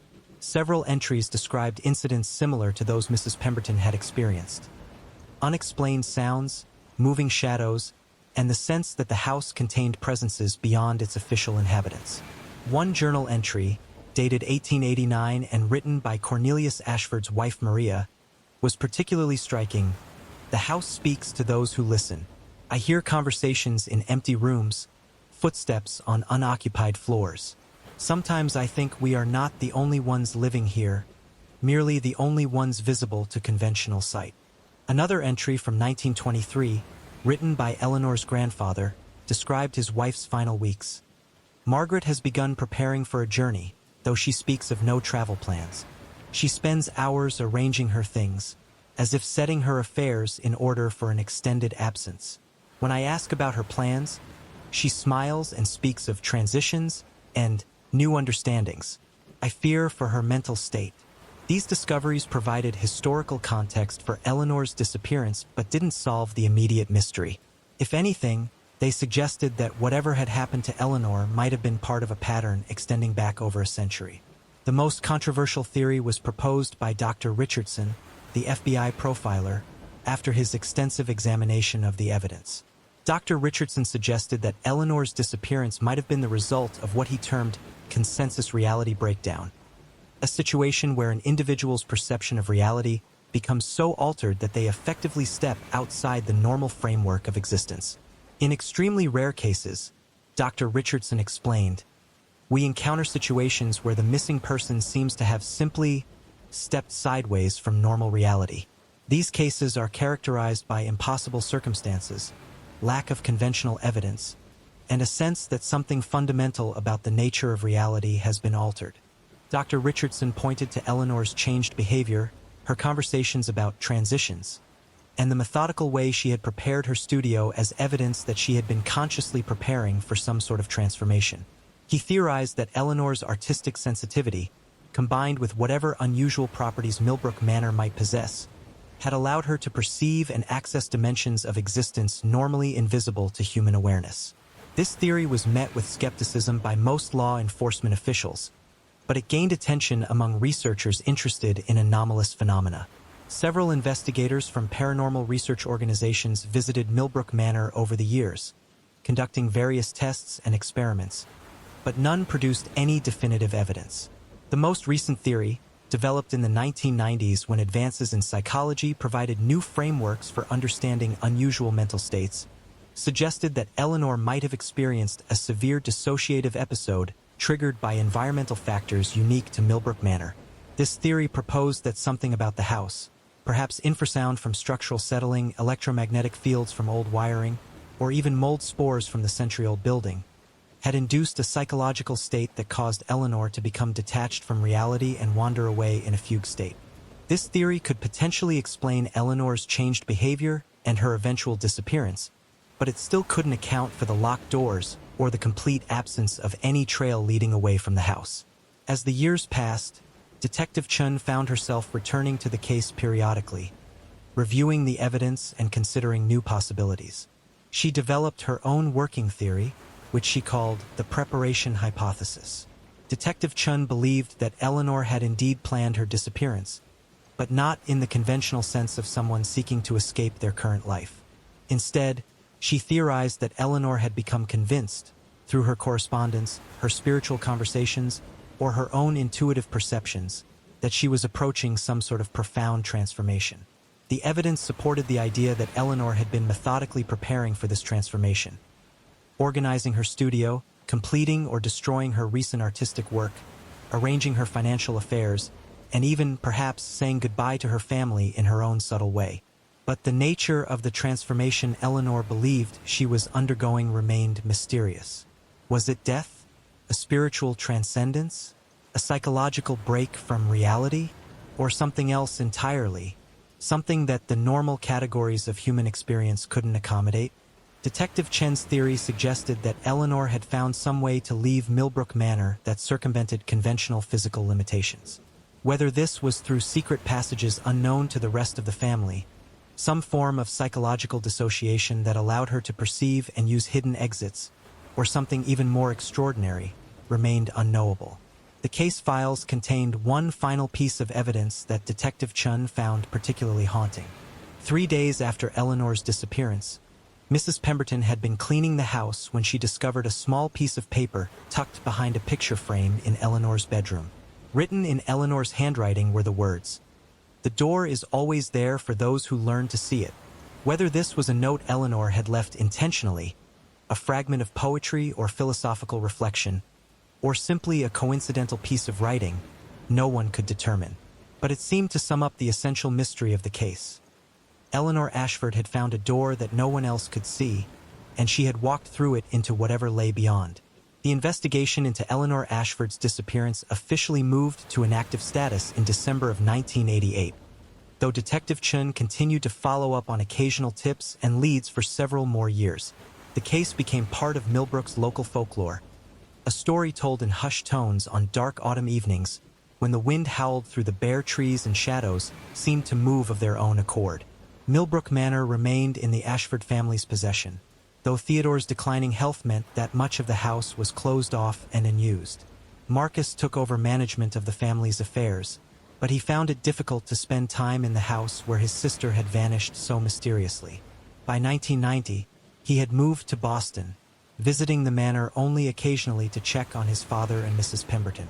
Mrs. Pemberton continued to maintain the house with her usual efficiency, but she never again climbed to the third floor alone.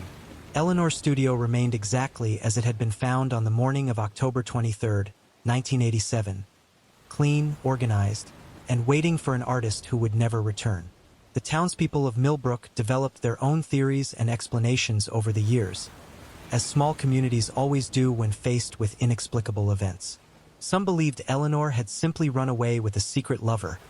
Others suspected foul play despite the lack of evidence. A few whispered about supernatural causes, pointing to the manor's long history of unusual incidents. Visitors occasionally came to Millbrook specifically to learn about Eleanor's disappearance, drawn by newspaper articles or books that mentioned the case. Most were disappointed to find that the physical evidence of the mystery was minimal, just an empty room in an old house, and the memories of people who had known Eleanor Ashford. Detective Chun retired from the Millbrook Police Department in 2003, after 31 years of service.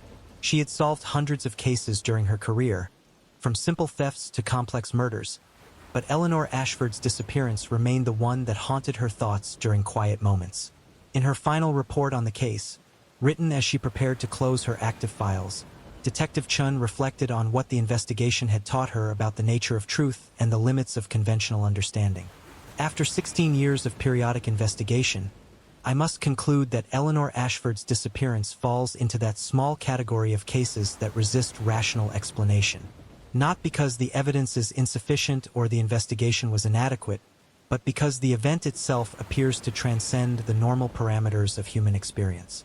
Eleanor Ashford was a real person who lived a real life in a real house in a real town. Her disappearance was witnessed by reliable people under circumstances that have been thoroughly documented and investigated. Yet the mechanism of her disappearance remains impossible to explain using conventional logic or known physical laws. Perhaps some mysteries are meant to remain unsolved, serving as reminders that our understanding of reality, no matter how complete it seems, always contains gaps and shadows where the impossible might slip through. Theodore Ashford passed away peacefully in 1994, at the age of 86, having never learned what became of his daughter. In his final months, Mrs. Pemberton reported, he would sometimes call Eleanor's name in the evenings, as if expecting her to answer from her studio upstairs. Marcus inherited Millbrook Manor and its surrounding grounds, but he could never bring himself to live there permanently. The house stood empty for several years, maintained by a caretaking service but gradually falling into the gentle decay that claims all abandoned buildings. In 2001, Marcus decided to donate the house and grounds to the Millbrook Historical Society, stipulating that Eleanor's third-floor studio be preserved exactly as it had been found. The society opened the manor for public tours in 2003, and Eleanor's story became part of the official presentation, though always presented as a historical mystery rather than a supernatural tale. Visitors to the manor often asked their tour guides about Eleanor's disappearance, hoping for new details or inside information that might solve the puzzle. But the guides could only repeat the known facts. A woman had vanished from a locked room, leaving behind no trace and no explanation. Some visitors claimed to sense Eleanor's presence in the house, particularly in her third-floor studio, though such reports were generally attributed to the power of suggestion and the atmospheric qualities of the old Victorian mansion. The tour guides neither encouraged nor discouraged these claims, maintaining a neutral stance on questions they could not answer. Professor Kellerman continued his research into New England's anomalous locations until his death in 2009. His final book, Thin Places, Sites of Mystery in Colonial America, included a chapter on Millbrook Manor and Eleanor Ashford's disappearance. He concluded that certain locations seemed to exist at intersections of reality where normal rules might not apply, but he offered no definitive explanation for what this might mean or how such phenomena might occur. Mrs. Pemberton lived in a small apartment in Millbrook until her death in 2005, at the age of 80. She never spoke publicly about Eleanor's disappearance, but friends reported that she maintained until the end of her life that Eleanor had not died, but had instead gone somewhere else. Somewhere that existed alongside the familiar world but remained invisible to most human perception. The case files remain in the Millbrook Police Department's archives, available to researchers and investigators who believe they might solve the puzzle that defeated Detective Chun and her colleagues. Occasionally, someone claims to have new evidence or a breakthrough theory, but none has ever provided a satisfactory explanation for how Eleanor Ashford left a locked house without a trace. In 2012, 25 years after Eleanor's disappearance, the Boston Globe published a retrospective article about the case, interviewing some of the surviving witnesses and investigators. Detective Chun, then living in retirement by the coast, provided her final thoughts on the mystery. "I've had a quarter century to think about Eleanor Ashford, and I'm no closer to understanding what happened than I was in 1987. But I've come to believe that some questions are more important than their answers." Eleanor's disappearance reminds us that the world contains depths and dimensions we don't yet understand, and perhaps never will. Maybe Eleanor found a door the rest of us can't see. Maybe she stepped through it into something wonderful, something that transcends our ordinary experience of life and death, presence and absence. I hope so. After all these years, that's what I choose to believe. The mystery of Eleanor Ashford continues to attract attention from researchers, writers, and curious individuals drawn to unexplained phenomena. Books and articles about the case appear periodically, each offering new theories or perspectives, but none providing definitive answers. Millbrook itself has changed over the decades since Eleanor's disappearance, growing from a sleepy coastal town into a more developed community with summer residents and tourist attractions. But the essential character of the place remains unchanged. The same winding roads, the same ancient trees, the same fog rolling in from the coast on autumn evenings. And Millbrook Manor still stands at the end of Sycamore Lane, its windows reflecting the changing seasons, its rooms holding memories and secrets that may never be fully understood. Eleanor's studio remains as she left it, waiting patiently for mysteries to be solved, for questions to be answered, for doors to be found by those who learn to see them. Rain begins to fade, leaving only the gentle whisper of wind through autumn leaves. The file on Eleanor Ashford's disappearance sits in its cabinet in the police department basement, neither closed nor open, but suspended in the same liminal state that seems to characterize the mystery itself. New investigators occasionally review the case, hoping to find some overlooked clue or to apply new techniques that might reveal what their predecessors missed. But perhaps the truth is simpler and more profound than any investigation could reveal. Perhaps Eleanor Ashford, artist and dreamer, found exactly what she was looking for. A way to step beyond the boundaries of ordinary existence into something larger, more mysterious, and more wonderful than the everyday world could contain. In the end, her disappearance remains what it has always been. A reminder that reality contains more possibilities than our minds can encompass, more doors than our eyes can see, and more destinations than our maps can chart. Eleanor Ashford walked through one of those doors on an October night in 1987, and wherever she went, she took with her the certainty that the impossible is always possible, for those who learn to see. The town of Beacon's End sits like a forgotten comma on the Maine coast, population 847 souls who have learned to live with the rhythm of tides and the temperament of storms. Here, where granite cliffs meet an endless expanse of gray-green ocean, stands the Whitmore Light Station, a sentinel that has guided ships safely to harbor for over a century. The lighthouse, with its distinctive red brick base and pristine white tower, rises 93 feet above the churning waters below. For generations, the Whitmore family maintained this beacon, passing down not just the responsibility of keeping the light burning, but also the weight of tradition that comes with such solitary work. This is a story about disappearance, about the thin line between duty and obsession, and about how the sea keeps its secrets better than any vault. It begins on October 15, 1987, when the lighthouse keeper's daily routine was broken for the first time in 37 years.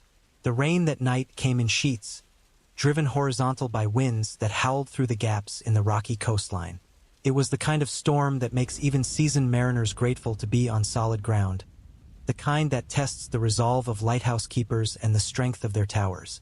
But by morning, when the storm had passed and the sun painted the wet rocks gold, something was terribly wrong at Beacon's End. The lighthouse beam, which had never failed to sweep across the waters in living memory, had gone dark in the hours before dawn, and Thomas Whitmore, the keeper of the light, was nowhere to be found. The story of the Whitmore Light Station begins in 1847, when Congress allocated funds for a lighthouse to guide vessels around the treacherous seal rock ledges that had claimed too many ships in the growing maritime traffic along this stretch of coast. The first keeper was Ezra Whitmore, a stern man with calloused hands and eyes the color of storm clouds. Ezra had lost his younger brother to these very waters in 1844, when a merchant vessel carrying timber from Nova Scotia struck the hidden rocks during a nor'easter. The ship broke apart in minutes, taking 12 souls down to the depths. When the opportunity came to tend a light that would prevent such tragedies, Ezra saw it as both duty and penance. For 43 years, Ezra Whitmore climbed the winding stairs of the lighthouse tower each evening, lighting the oil flame that would burn through the night. He lived alone in the keeper's house, a modest two-story structure connected to the tower by a covered walkway, with only the company of seabirds and the occasional supply boat. When Ezra passed in 1890, his nephew Samuel took over the station. Samuel had been raised on stories of maritime duty and family honor.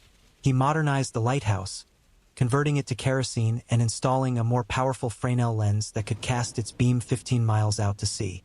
Samuel married in 1895, bringing his wife Eleanor to the lighthouse. Together they raised 3 children in that windswept home, teaching them to read the moods of the ocean and the language of approaching weather. Their middle child, James, showed the same devotion to the sea that had marked his great-uncle Ezra. When Samuel retired in 1923, James naturally assumed the position. By then, the lighthouse had been electrified, its beam now powered by generators and diesel fuel. James served through the Great Depression, World War II, and into the modern era, becoming something of a local legend for his dedication. In 1950, James's son Thomas was born, the third generation of Whitmores to grow up in the shadow of the lighthouse. Thomas learned to walk on the gallery that encircled the tower's lantern room, learned to swim in the protected cove below the station, and learned to read weather patterns by watching the way light played across the water. Thomas Whitmore was a quiet child who preferred the company of books to people, the sound of wind through lighthouse rigging to the chatter of town gatherings. He was tall and lean like his father, with the same penetrating gray eyes that seemed to reflect the sea itself. While other children in Beacon's End attended the regional high school and dreamed of lives in distant cities, Thomas spent his afternoons learning the intricate workings of the lighthouse. He could disassemble and clean the rotating lens mechanism blindfolded, calculate the precise timing of the beacon's rotation, and predict equipment failures days before they occurred. When James suffered a heart attack in 1973, Thomas, then 23, seamlessly took over the station's operations. The Coast Guard, which had assumed responsibility for lighthouse maintenance from the Lighthouse Service in 1939, was impressed by the young man's competence and dedication. They offered him the permanent position with little hesitation. Thomas threw himself into the work with an intensity that sometimes worried the townspeople of Beacon's End. He maintained detailed logs not just of weather conditions and ship sightings, standard practice for lighthouse keepers, but of bird migration patterns, tidal variations, changes in water temperature, and the behavior of seals on the rocky ledges below. His logbooks, written in precise handwriting that never seemed to vary regardless of weather or fatigue, became extensive chronicles of life on this remote stretch of coast. Coast Guard inspectors who reviewed them annually often commented that Thomas kept more thorough records than keepers at stations 3 times the size. In 1975, Thomas married Catherine Morse, a librarian from the nearby town of Millbrook. Catherine was drawn to Thomas's quiet intelligence and his deep connection to the sea. She moved to the lighthouse station, bringing boxes of books that filled every spare room in the keeper's house. For 12 years, Thomas and Catherine lived what seemed to be an idyllic life. Catherine helped with the lighthouse maintenance and kept her own journal of their daily experiences. She planted gardens in the protected areas around the station, grew herbs in the kitchen windows, and created a small library in what had once been a storage room. The townspeople of Beacons End saw them occasionally when they came to purchase supplies or attend church services, always walking together, always seeming complete in their shared solitude. Catherine would browse the general store while Thomas discussed weather patterns with the harbor master, and they would drive back to the lighthouse in their old Ford pickup, a couple perfectly suited to their isolated life. But in the months before Thomas's disappearance, those who knew them began to notice changes. It started with the gardens. Catherine had always maintained beautiful flower beds around the lighthouse station, taking advantage of the protected microclimates created by the buildings and the warmth retained by the dark rocks. Visitors to the lighthouse during the summer of 1987 noticed that these gardens showed signs of neglect. Weeds growing between the roses, vegetables left unharvested, herbs growing wild and woody. Mrs. Eleanor Blackwood, who delivered mail to the lighthouse station twice a week, mentioned to friends in town that Catherine seemed withdrawn during their brief conversations. Where she had once been eager to chat about books or share vegetables from her garden, Catherine now seemed distracted, often looking toward the lighthouse tower even while in the middle of conversation. She kept glancing up at that light, Mrs. Blackwood would later tell investigators, like she was checking on something or watching for something. I asked her once if everything was all right, and she just smiled, but it wasn't the same smile, if you know what I mean. It was the kind of smile you give when you don't want to talk about what's really on your mind. Thomas, too, seemed different to those who encountered him. Harold Morse, Catherine's brother who worked as a fisherman out of Beacons End Harbor, noticed changes during his monthly visits to the lighthouse station. Thomas was always intense about his work, Harold would later recall. But by the summer of '87, it was something more than that. He'd installed new equipment in the lighthouse, weather monitoring instruments, radio equipment, things that went way beyond what a lighthouse keeper needed. When I asked him about it, he'd change the subject or find something urgent he needed to attend to. The most significant change was in Thomas's logbook entries. For 14 years, his daily logs had followed the same format. Weather conditions, visibility, ship sighted, maintenance performed, notable events. But beginning in June 1987, the entries became longer, more detailed, and increasingly focused on what Thomas described as anomalies. These anomalies seemed to center around unexplained lights seen on the water, changes in bird behavior, and variations in ocean conditions that didn't match Weather Service predictions.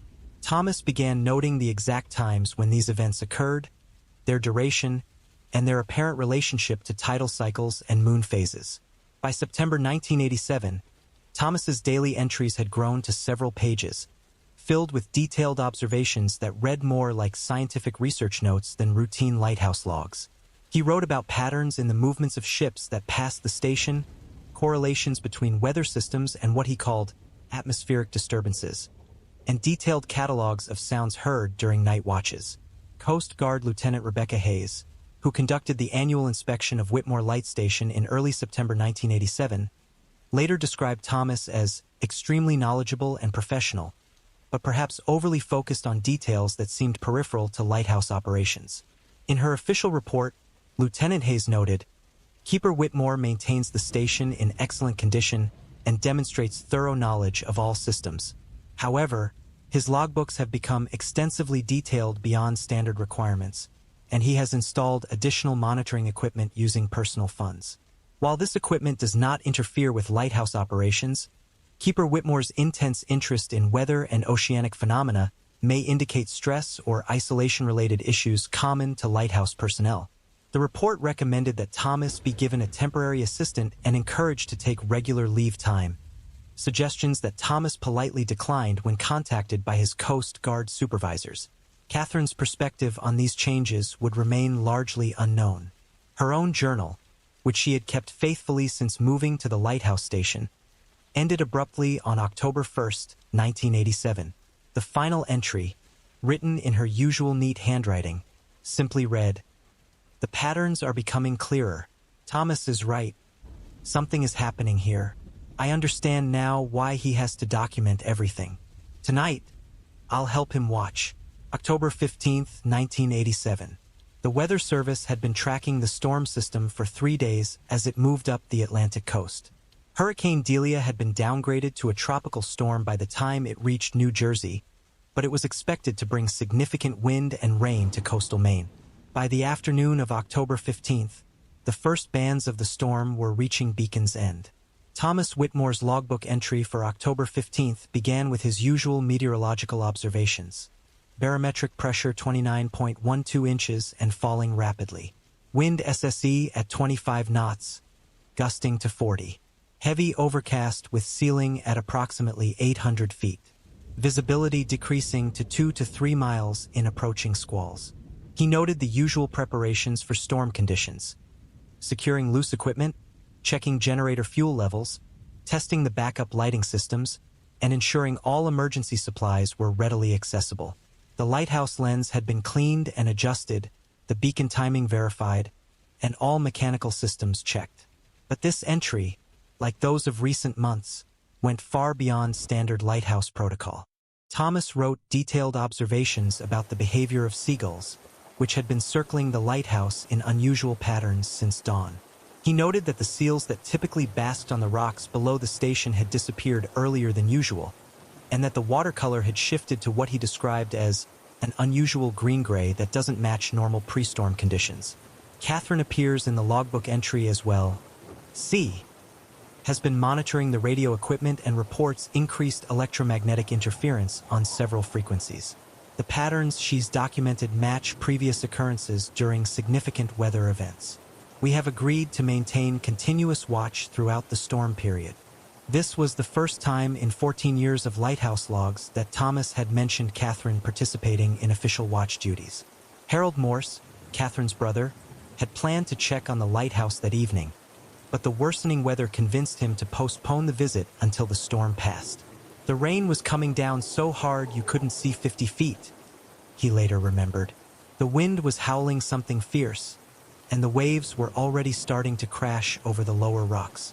I figured Thomas and Catherine were battened down safe in the lighthouse, and I'd check on them once the weather cleared. Mrs. Eleanor Blackwood delivered mail to the lighthouse station that afternoon at approximately 3:30 p.m., making what would be her last contact with the Whitmores. The weather was getting rough, she recalled, but Thomas came out to meet me as usual. He seemed anxious to get back inside, kept looking up at the lighthouse tower. Catherine waved from the kitchen window but didn't come out to chat like she normally would. Mrs. Blackwood remembered that Thomas took the mail, mostly utility bills and a package from a scientific equipment supplier, and thanked her before hurrying back to the house. He was carrying what looked like a thermos and some kind of notebook, she said. I remember thinking he was probably planning to spend the night up in the lighthouse, making sure everything stayed working through the storm. By 6 p.m., the full force of the storm had reached Beacon's End. Wind gusts exceeded 70 miles per hour, and the waves below the lighthouse station were crashing 30 feet up the rocky cliffs. The power grid serving the town flickered intermittently, but the lighthouse, with its independent generators, continued to send its beams sweeping across the churning sea. Captain Robert Chun, master of the fishing vessel Mary Catherine, was riding out the storm in Millbrook Harbor, approximately 12 miles south of Beacon's End. Despite the dangerous conditions, Captain Chun periodically checked the progress of the storm from his vessel's wheelhouse, using binoculars to monitor other boats in the harbor and the general conditions offshore. At approximately 9:45 p.m., Captain Chun observed the Whitmore Light Station beacon through a brief break in the storm clouds. The light was rotating normally, he later testified, bright and steady, just like always. That lighthouse has never failed in all my years fishing these waters, and it gave me comfort to see it still operating in such conditions. Captain Chen's observation would prove to be the last confirmed sighting of the Whitmore Light Station beacon in operation. Sometime between 10 p.m. on October 15th and 4 a.m. on October 16th, the lighthouse beam went dark. The exact time of the failure would never be determined. The storm's intensity made observation impossible from land, and no vessels were operating in the area during those hours. The automatic radio beacon that transmitted the lighthouse's identification signal continued to operate normally throughout the night, powered by a separate system that drew from the same generators that powered the light itself. This technical detail would later puzzle investigators. The radio beacon shared power distribution with the main lighthouse systems, yet it never experienced the failure that darkened the light. Coast Guard technical specialists would find no evidence of electrical problems, generator failures, or mechanical issues that could explain why the light went out while other systems continued to function. When dawn broke on October 16th, the storm had moved inland, leaving behind the familiar aftermath of coastal storms. Debris scattered across roads, minor flooding in low-lying areas, and the clean smell of rain-washed air. The lighthouse tower stood as it always had, solid and unmoved by the night's violence. But the beacon was dark, its lens reflecting the morning sun but casting no light of its own. Harbor Master William Crane noticed the dark lighthouse at approximately 6:30 a.m. while conducting his post-storm survey of the harbor. "First thing I do after any storm is check all the navigation aids," Crane explained. "The lighthouse is our most important beacon, and I've never seen it dark. Not once in 23 years working this harbor." Crane immediately attempted to contact the lighthouse station by radio, using the marine frequency that Thomas monitored during daylight hours. When he received no response, he tried the lighthouse's landline telephone. The phone rang normally but was not answered. Growing concerned, Crane contacted Harold Morse, knowing that he regularly checked on his sister and brother-in-law. Harold agreed to drive out to the lighthouse station immediately. Harold Morse arrived at the Whitmore Light Station at approximately 8:15 a.m. on October 16th. His first observation was that the keeper's house appeared normal. No storm damage, no signs of disturbance. The old Ford pickup was parked in its usual spot beside the house, and the windows showed no signs of breakage. Harold knocked on the front door and called out for Thomas and Catherine. When he received no response, he tried the door and found it unlocked. Unusual for Thomas, who was normally security conscious about the lighthouse property. The interior of the keeper's house appeared completely normal. The kitchen showed signs of recent meal preparation. Clean dishes in the drainer, coffee cups on the counter, Catherine's herb garden tools arranged neatly on the windowsill. In the living room, books lay open on the side tables, and Catherine's knitting project sat in its usual basket, needles still holding loops of yarn. Harold called out again and, hearing no response, climbed the stairs to check the bedrooms. Both beds had been slept in recently but were now neatly made. Thomas's weather monitoring equipment in the spare bedroom was still operating, its LED displays showing current conditions. It was when Harold entered the lighthouse tower itself that he made the first truly disturbing discovery. The door connecting the keeper's house to the lighthouse was standing open, which was unusual during storm conditions. The tower's interior showed no signs of damage, but Harold immediately noticed that Thomas's logbooks were missing from their usual storage location near the base of the tower. Climbing the 127 steps to the lantern room, Harold found the lighthouse systems in perfect working order. The lens was clean and properly aligned, the rotation mechanism was functioning normally, and the backup lighting systems were all operational. There was no mechanical reason for the lighthouse to have gone dark. But on the desk where Thomas kept his current logbook, Harold found something that would haunt investigators for months to come. A single page, torn from what appeared to be Thomas's logbook, with a message written in his distinctive handwriting. The message, dated October 15th at 11:30 p.m., simply read, "The patterns were correct. They came with the storm as predicted. See, and I are going to document this finally. If we are not here when this is found, look for us where the light touches the water at its farthest reach." Below this message was a detailed diagram showing the lighthouse beam's maximum range, and its intersection with a specific area of ocean approximately 15 miles northeast of the station. Coordinates were marked in precise navigational notation, along with notations about tidal conditions and what appeared to be calculations related to the beacon's rotation timing. Harold immediately contacted Harbor Master Crane, who in turn notified the Coast Guard. By 10 a.m., Coast Guard Station Millbrook had dispatched a search and rescue cutter to the lighthouse station, and additional personnel were en route by helicopter. Coast Guard Lieutenant Rebecca Hayes, who had conducted the lighthouse inspection just months earlier, led the initial response team. Her familiarity with the station and its keepers made her the logical choice to oversee what was initially classified as a missing persons case. Lieutenant Hayes's first action was to secure the lighthouse station as a potential crime scene, though there were no immediate signs of foul play. The Coast Guard team conducted a thorough search of the buildings, the immediate grounds, and the rocky shoreline below the lighthouse. Their findings painted a picture of normalcy interrupted. Breakfast dishes cleaned and put away, beds made, weather equipment functioning perfectly, and no signs of struggle or hasty departure. The couple's personal belongings remained in place.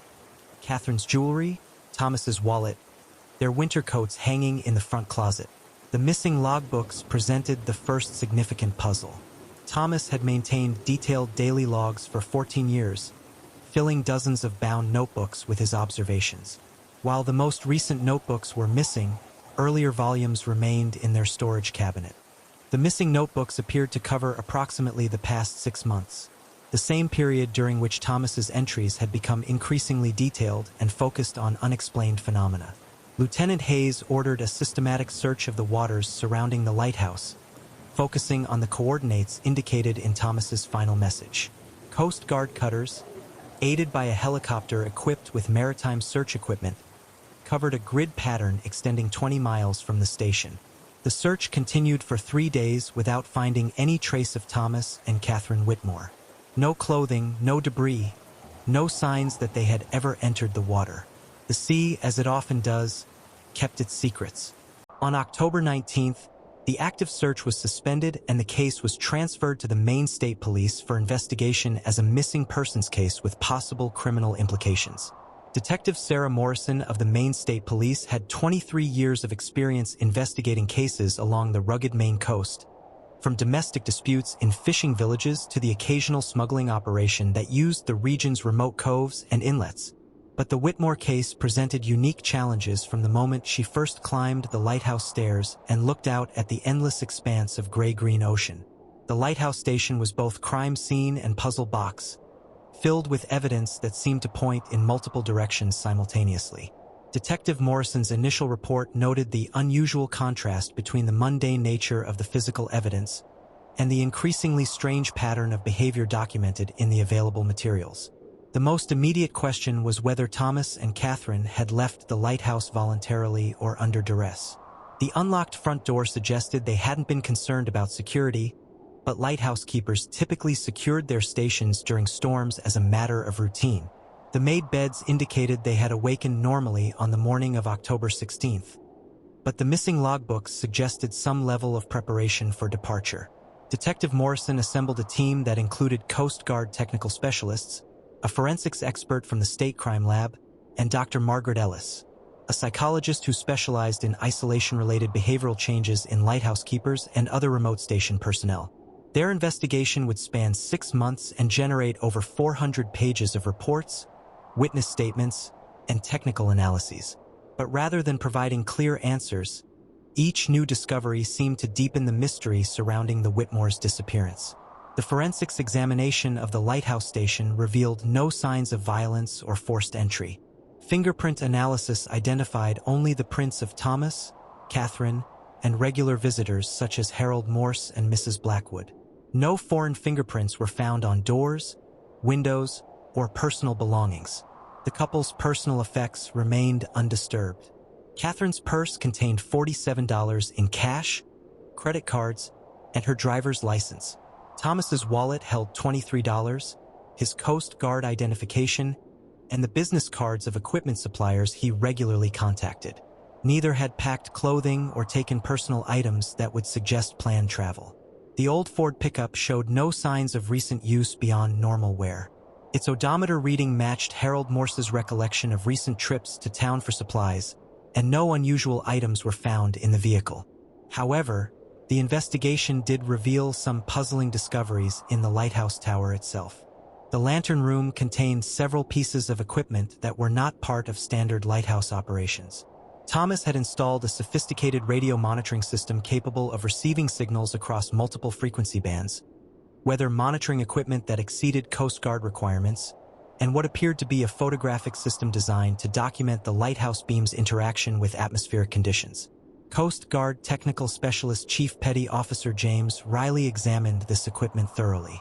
Most of this gear was high-quality, expensive stuff, he reported, way beyond what a lighthouse keeper would need for normal operations. The radio equipment could monitor maritime communications, aviation frequencies, even some military bands. The weather monitoring was more sophisticated than what we use at major Coast Guard stations. The photographic equipment was particularly intriguing. Thomas had mounted cameras with timer mechanisms and specialized lenses designed to capture long-exposure images of the lighthouse beam. Rolls of exposed film were found in the equipment, but when developed, they showed only routine images of the beam rotating through its normal pattern. The missing logbooks remained the most significant evidence. Based on storage patterns for earlier volumes, investigators estimated that approximately 6 months of detailed daily logs had been removed from the lighthouse. The page fragment found on Thomas's desk appeared to have been torn from one of these missing notebooks. Handwriting analysis confirmed that the message was written by Thomas Whitmore, and the ink and paper matched materials found in the lighthouse. However, forensic examination revealed something unusual about the timing of the message. The ink flow and pressure patterns suggest this was written carefully, not hastily, explained document examiner Patricia Wong. This wasn't a quick note scribbled during an emergency. Someone took time to write this message deliberately, probably while seated at the desk under good lighting conditions. This finding contradicted the timestamp on the message, which indicated it was written at 11:30 p.m. during the height of the storm, when conditions in the lighthouse would have been anything but conducive to careful writing. Detective Morrison conducted extensive interviews with everyone who had regular contact with Thomas and Catherine Whitmore. The picture that emerged was of a couple who had been gradually withdrawing from social contact over the months leading up to their disappearance. Harold Morse provided the most detailed account of changes in his sister's behavior. Catherine had always been interested in Thomas's work, he told investigators, but starting around June or July, she became actively involved in ways she never had before. She started asking me technical questions about fishing, where we typically saw unusual weather patterns, whether we'd noticed changes in fish behavior, things like that. Harold also recalled conversations about equipment purchases. Thomas was spending a lot of money on radio and weather equipment. Catherine mentioned they were using their savings for what she called research materials. When I asked what kind of research, she said they were documenting patterns that nobody else was paying attention to. Mrs. Eleanor Blackwood, the mail carrier, provided insights into the couple's communication patterns. Over the summer, they started getting packages from scientific equipment suppliers, weather service publications, even some books about unexplained maritime phenomena. Thomas used to chat about routine lighthouse business, but by September, he would just take the mail and thank me politely without conversation. Several townspeople mentioned observing unusual activity at the lighthouse station during the weeks before the disappearance. Fishing Captain Daniel Hayes reported seeing lights in the lighthouse tower at unusual hours. The beacon operates automatically, he explained, but I'd see other lights, flashlights, lanterns, moving around in the tower at 2 or 3 in the morning. Lighthouse keepers work regular schedules, so this seemed odd. Store owner Margaret Chun recalled the Whitmore's final visit to town on October 10th. They bought more supplies than usual, canned goods, batteries, extra fuel for their generator. Catherine seemed nervous, kept looking at her watch. When I asked if they were preparing for the storm that was still a week away, Thomas just said they wanted to be ready for anything. The most intriguing witness account came from teenager Bobby Crane, son of harbor master William Crane. Bobby had been experimenting with a shortwave radio setup in his bedroom and claimed to have overheard radio transmissions from the lighthouse station during the weeks before the disappearance. I could pick up their radio sometimes late at night, Bobby told investigators. Mr. Whitmore would be calling out coordinates and times, like he was talking to someone, but I never heard anyone answer back. He'd repeat the same information several times, then sign off. It sounded like he was reporting to someone, but nobody ever responded that I could hear. When asked to provide more details, Bobby admitted he hadn't paid close attention to the specific coordinates or times, focusing instead on trying to pick up more interesting radio traffic from ships or aircraft. Coast Guard technical specialists conducted a comprehensive examination of the lighthouse systems to determine how the beacon could have failed while leaving other electrical systems operational. Their findings raised more questions than they answered. Chief Petty Officer Riley's technical report documented a lighthouse in perfect operational condition. The diesel generators showed no signs of mechanical problems, fuel levels were adequate, and all electrical systems tested normally. The Fresnel lens was properly aligned and showed no damage that could have affected the beam's projection. The lighthouse should have continued operating throughout the storm, Riley concluded. There's no technical reason for the failure we observed. The systems are redundant, well-maintained, and designed to operate in much worse conditions than what occurred on October 15th. The investigation did reveal that Thomas had made several modifications to the lighthouse's electrical systems.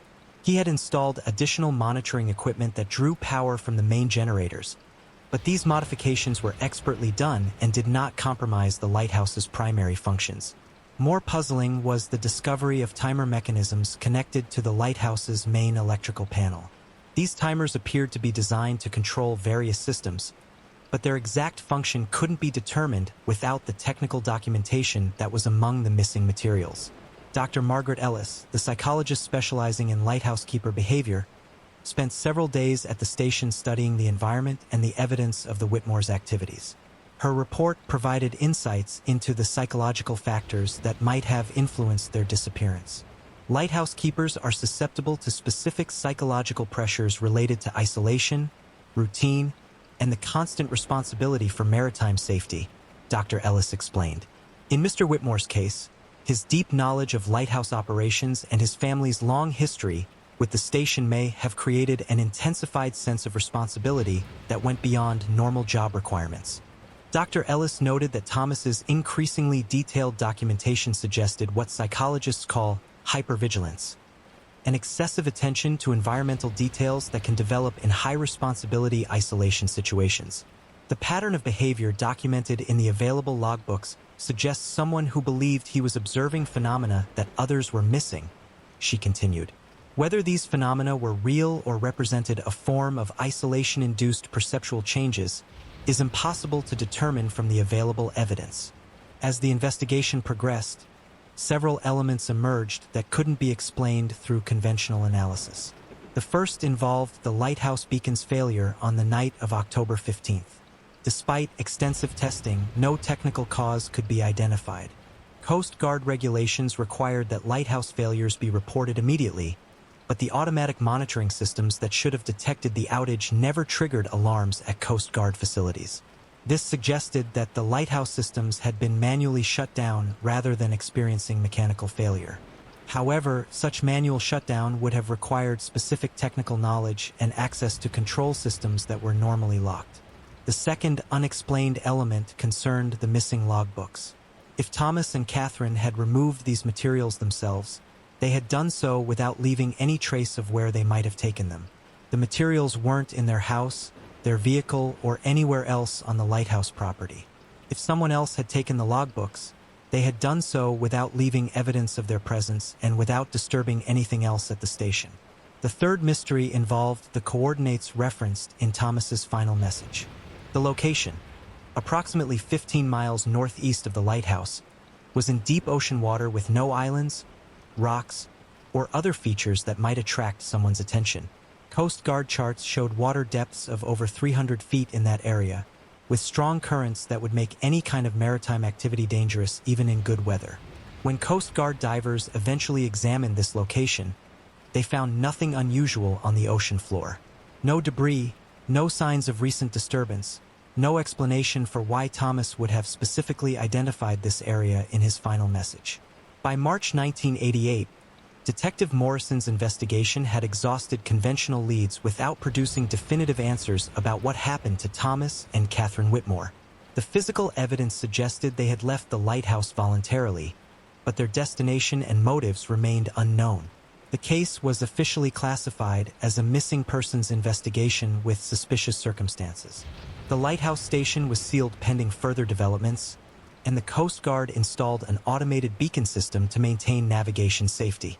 Harold Morse was appointed administrator of his sister's estate, and the lighthouse property remained under Coast Guard control. The missing persons case remained open, but active investigation was suspended pending new evidence or developments. In her final report, Detective Morrison wrote, "The disappearance of Thomas and Catherine Whitmore presents several unusual elements that defy conventional explanation. While there is no evidence of foul play, the circumstances surrounding their departure suggest planning and purpose that remain unclear. The missing documentation and the technical nature of their final message indicate they believed they were involved in something significant, but the nature of that involvement cannot be determined from available evidence." The report concluded with a recommendation that the case be reviewed if new evidence emerged, particularly if the missing logbooks were ever recovered or if similar incidents occurred at other maritime installations. Detective Morrison would retire in 1995 without ever solving the Whitmore case, but she would often tell colleagues that it remained the most puzzling investigation of her career, not because of what the evidence revealed, but because of what it failed to explain. The Maine State Police's official conclusion, supported by Coast Guard investigators, was that Thomas and Catherine Whitmore had left their lighthouse station voluntarily on the night of October 15, 1987. This theory suggested that the couple might have attempted to reach the location specified in Thomas's coordinates using a small boat or by accessing the water from the rocky coastline below the lighthouse. The storm conditions would have made such an attempt extremely perilous. Maritime safety expert Captain James Richardson, consulted during the investigation, noted that the area around Whitmore Light Station included several hidden coves and tidal pools that might not be immediately visible to searchers. During extreme low tides, some of these areas become accessible on foot, he explained, but when the tide returns, especially during storm conditions, they can become death traps. The accident theory gained support from the discovery of subtle changes in the rocky coastline below the lighthouse. Coast Guard divers found evidence of recent rockfalls in several locations, consistent with storm damage but also possibly indicating that someone had been climbing on the unstable cliff faces. However, extensive searches of all accessible coastal areas failed to recover any trace of the Whitmores or their belongings. The accident theory also didn't explain the missing logbooks or the sophisticated planning evident in Thomas's final message. A more troubling possibility was that the Whitmores had become involved with someone who shared Thomas's interest in unusual phenomena, but who had ulterior motives. This theory suggested that the couple's research had attracted attention from individuals or groups with their own agenda. Harold Morse mentioned to investigators that Catherine had received several phone calls during the weeks before the disappearance from people she didn't identify. She'd talk quietly and then hang up, he recalled. When I asked who had called, she'd just say it was someone interested in Thomas's work. The sophisticated radio equipment found in the lighthouse could have been used to communicate with people at considerable distances. Bobby Crane's account of one-sided radio conversations suggested that Thomas might have been in contact with someone, even if responses weren't audible on Bobby's equipment. This theory proposed that the Whitmores had arranged to meet someone who claimed to have answers about the phenomena they were documenting. The meeting location, in deep water 15 miles from shore, would have required a boat, suggesting that their contact had maritime capabilities. The deliberate shutdown of the lighthouse beacon might have been a signal to indicate that the meeting was proceeding as planned. The missing logbooks would have contained evidence that their contact wanted to examine or control. Under this scenario, the Whitmores might have been victims of someone who exploited their curiosity and isolation to lure them away from the safety of the lighthouse station. The complete absence of any trace of them suggested that this contact had been prepared to ensure they couldn't return or communicate with others. However, no evidence was ever found of such a third party. Phone records for the lighthouse showed only routine calls to family members, suppliers, and Coast Guard facilities. Radio monitoring in the area detected no unusual communications, and no witnesses reported seeing unfamiliar vessels near the lighthouse during the relevant time period. Perhaps the most intriguing theory was proposed by Dr. Robert Hendricks, a marine physicist at the University of Maine who became interested in the case after reading about Thomas's detailed environmental observations. Dr. Hendricks noted that the coordinates specified in Thomas's final message corresponded to an area where several deep ocean currents converged, creating complex patterns of water movement and temperature variation. These convergence zones can produce unusual optical effects, he explained, particularly when atmospheric conditions create temperature inversions or electromagnetic disturbances. Thomas's expensive monitoring equipment and his focus on atmospheric conditions suggested he might have been documenting genuine scientific phenomena that weren't well understood. The timing of his observations, correlating with weather patterns and tidal cycles, indicated systematic research rather than random occurrence. Lighthouse keepers are in unique positions to observe maritime phenomena, Dr. Hendricks noted. They have elevated viewpoints, sophisticated optical equipment, and they're present consistently over long periods. If unusual oceanographic or atmospheric events were occurring in this area, a dedicated lighthouse keeper would be among the first to notice patterns. This theory suggested that Thomas had discovered something scientifically significant but had lacked the institutional support to investigate it properly. His isolation and the skepticism of official authorities might have driven him to attempt independent research that ultimately put him and Catherine in danger. The missing logbooks would have contained detailed documentation of these phenomena, potentially representing months of careful scientific observation. If Thomas believed his discoveries were being ignored or dismissed, he might have taken desperate measures to gather definitive proof. Dr. Hendricks proposed that the couple might have attempted to document these phenomena directly by positioning themselves at the convergence point during specific conditions. The storm would have intensified any unusual effects, making it an optimal time for observation but also maximizing the danger to amateur researchers. While this theory explained Thomas's behavior and the sophisticated nature of his preparations, it still didn't account for the complete disappearance of both individuals and their documentation. Dr. Margaret Ellis, after extensive study of the available evidence, proposed a psychological explanation for the Whitmore's disappearance that focused on the effects of prolonged isolation and obsessive behavior. Lighthouse keeping, particularly at remote stations like Whitmore Light, can produce specific psychological effects, Dr. Ellis explained. The combination of isolation, routine, and constant responsibility can sometimes trigger what we call purposive delusions, beliefs that one has a special mission or responsibility that others don't understand. Thomas's family history at the lighthouse, spanning 3 generations, might have intensified these effects. He grew up believing that maintaining the lighthouse was more than just a job. It was a family legacy and a sacred duty, Dr. Ellis noted. When someone with that background begins to perceive threats or mysteries related to their station, the psychological pressure to investigate can become overwhelming. The theory suggested that Thomas had gradually developed beliefs about unusual phenomena around the lighthouse that weren't based in reality but felt absolutely real to him. His detailed documentation and equipment purchases represented attempts to prove these beliefs to skeptical authorities. Catherine's involvement might have resulted from what psychologists call folie à deux, a condition where delusions are shared between closely connected individuals, particularly in isolation situations. When 2 people live in complete isolation and one begins to develop unusual beliefs, the other person may gradually come to share those beliefs, Dr. Ellis explained.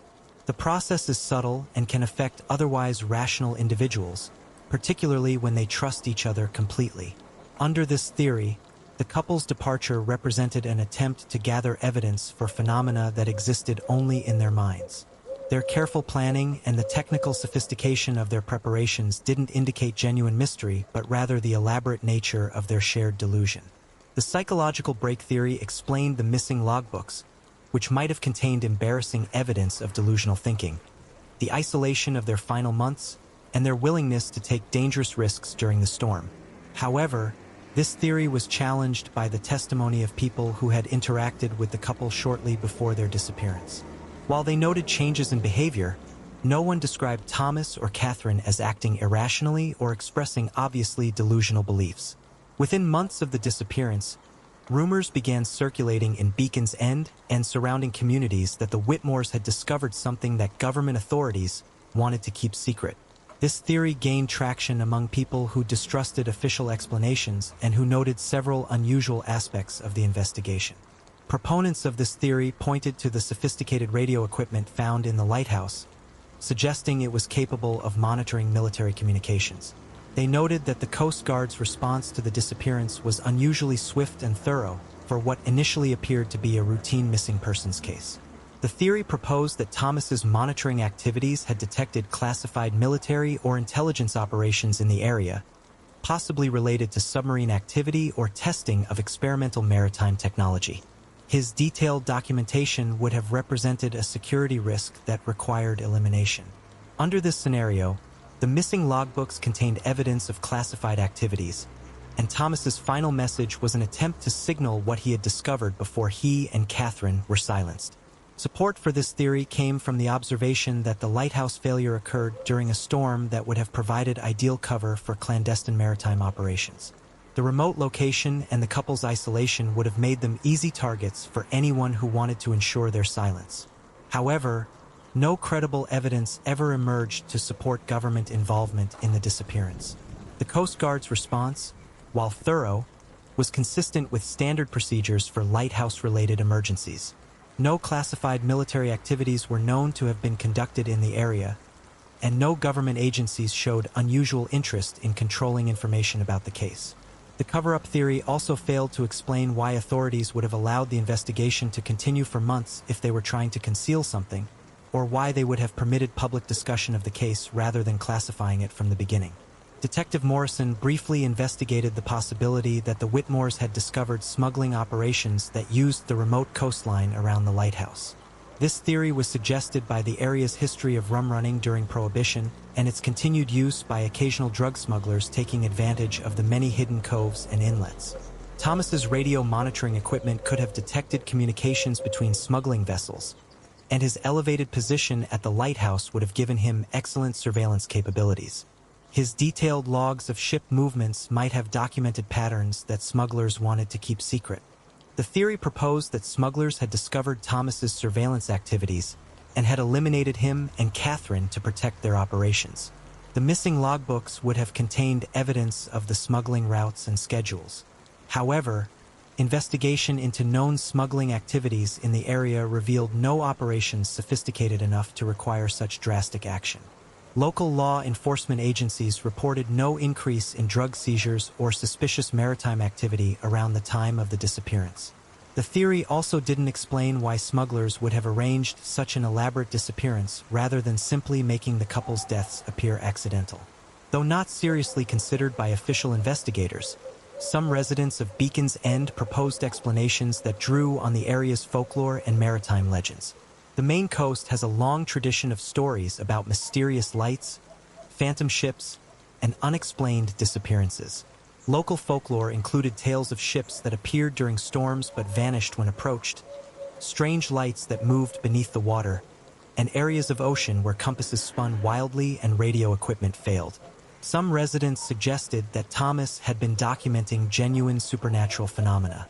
This theory gained some support from fishermen who claimed to have observed unusual lights in the area specified by Thomas's coordinates, particularly during storm conditions.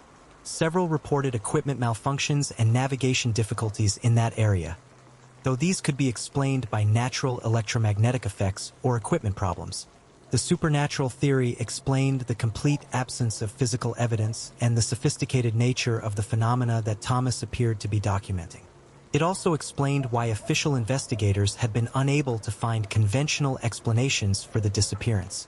However, no credible evidence supported supernatural explanations, and the theory couldn't account for the practical aspects of the couple's preparation and departure.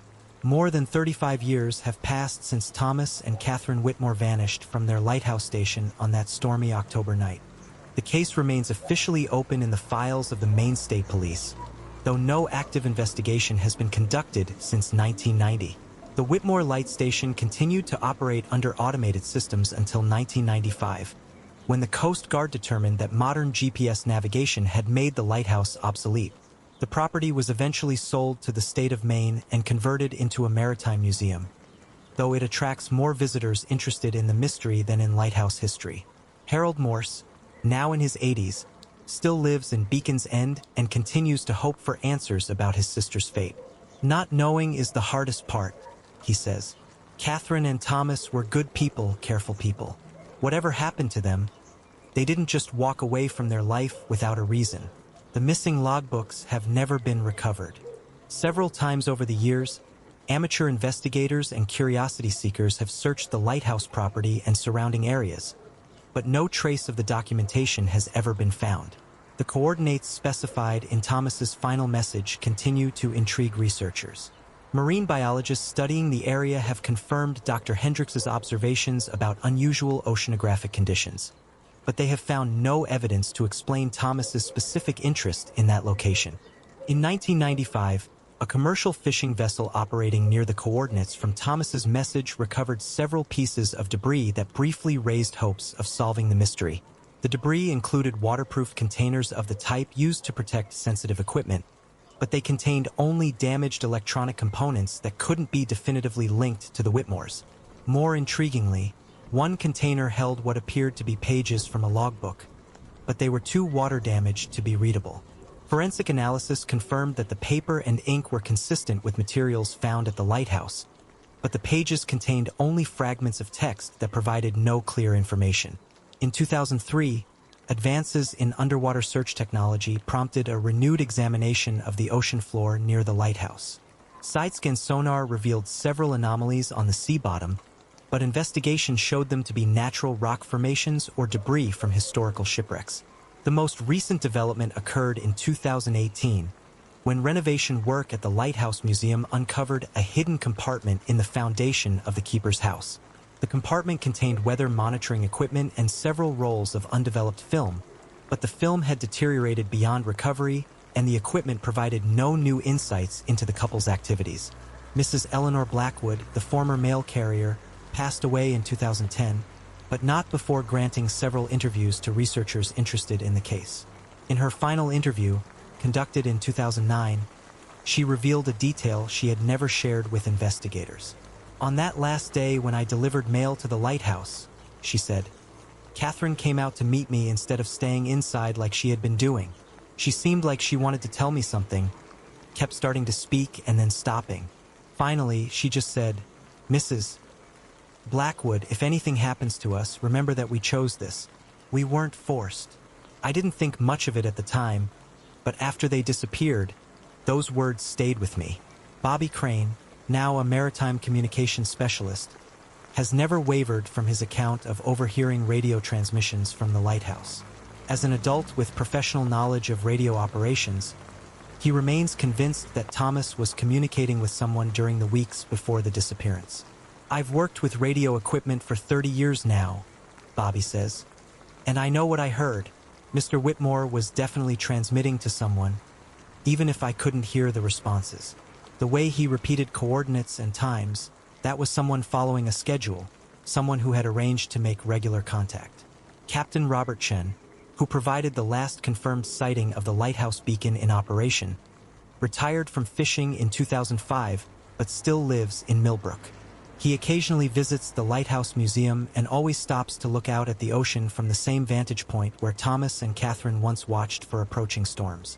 "I've been on these waters for 50 years, Captain Chun reflects, "and I've seen plenty of strange things. Lights where there shouldn't be lights, weather that doesn't match the forecasts, areas where the water behaves differently than it should. Maybe the Whitmores saw something out there that the rest of us missed. Maybe they found something that was worth risking everything to investigate."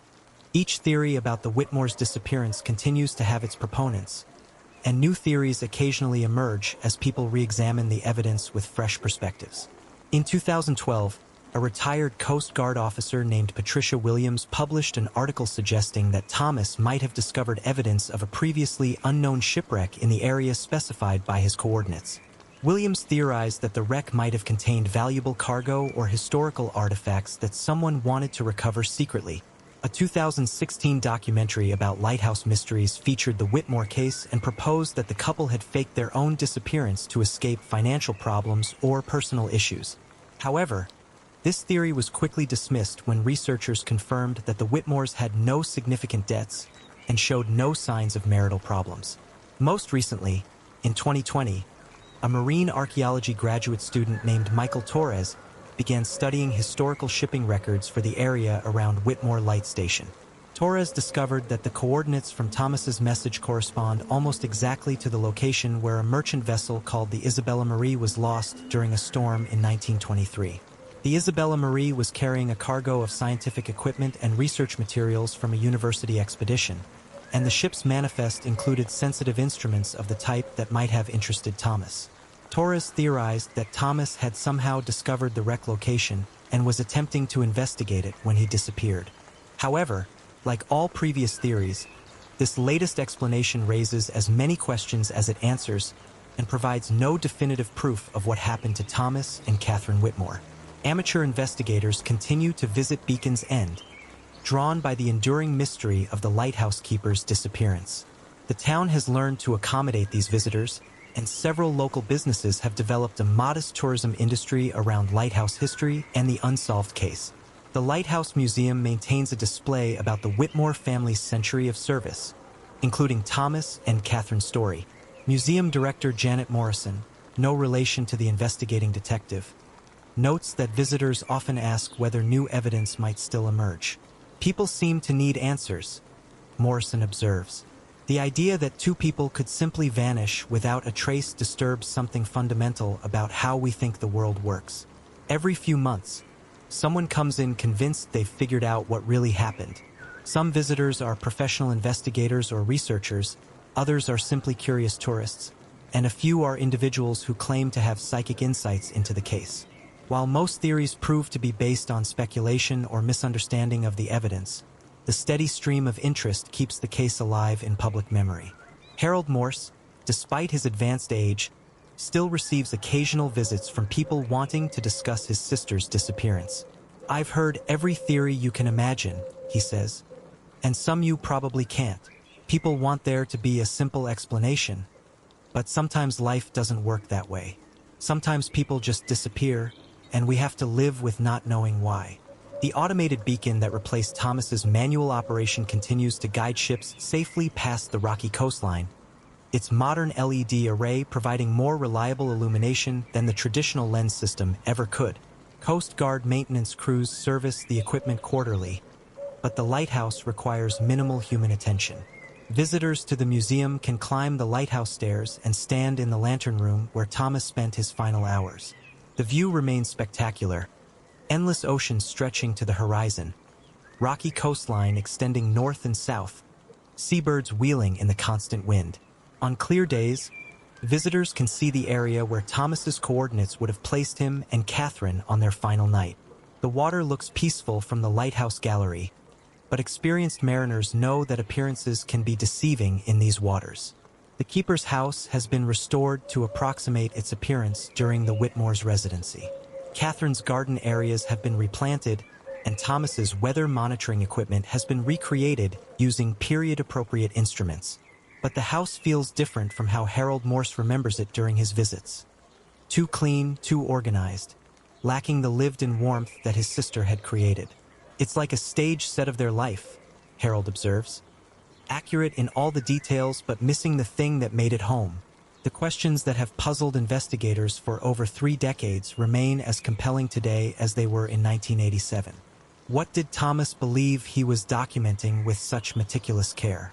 Why did Catherine, who had shown little interest in lighthouse operations during her first 12 years at the station, suddenly become actively involved in her husband's research?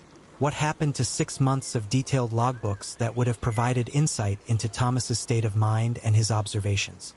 Who or what was he trying to contact with his sophisticated radio equipment? And most fundamentally, what could have motivated two intelligent, careful people to leave their safe home during a dangerous storm and venture into conditions that would challenge even experienced mariners? The physical evidence suggests planning and purpose, but the complete absence of any trace afterward suggests either perfect execution of an escape plan or perfect elimination by unknown forces. Neither explanation satisfies completely. Perhaps the most unsettling aspect of the case is how it challenges assumptions about what can be known and understood. In an age of surveillance technology, digital communications, and forensic science, The idea that two people can simply vanish without leaving recoverable evidence seems almost impossible. Yet the Whitmore case demonstrates that mysteries can still exist, that some questions may never be answered, and that the boundary between the known and unknown remains permeable even in our modern world. Detective Sarah Morrison, now retired but still occasionally consulted about the case, offers a perspective shaped by decades of experience with unsolved mysteries. Every investigator has cases that stay with them, she says. Cases where all the pieces seem to be there, but they never quite form a complete picture. The Whitmore case taught me that sometimes the most important thing isn't solving the mystery. It's understanding what the mystery tells us about the people involved. Thomas and Catherine Whitmore were devoted to each other and to their life at the lighthouse. Whatever they discovered, whatever they believed, whatever they chose to do on that October night, they did it together. In a way, that's more important than knowing exactly what happened to them.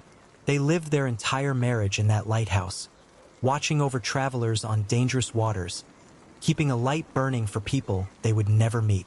If their story has become a mystery that draws people to think about duty, love, and the unknown forces that shape our lives, maybe that's a fitting continuation of the work they did. The lighthouse beam continues to sweep across the waters off Beacon's End, an automated guardian replacing the human dedication that once maintained this beacon.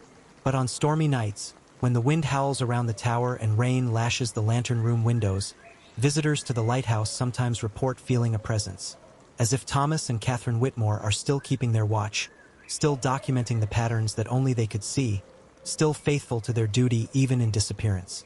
The mystery endures, unsolved and perhaps unsolvable, but somehow fitting for two people who chose to spend their lives at the edge of the known world, where the light meets the darkness and the sea keeps its secrets forever.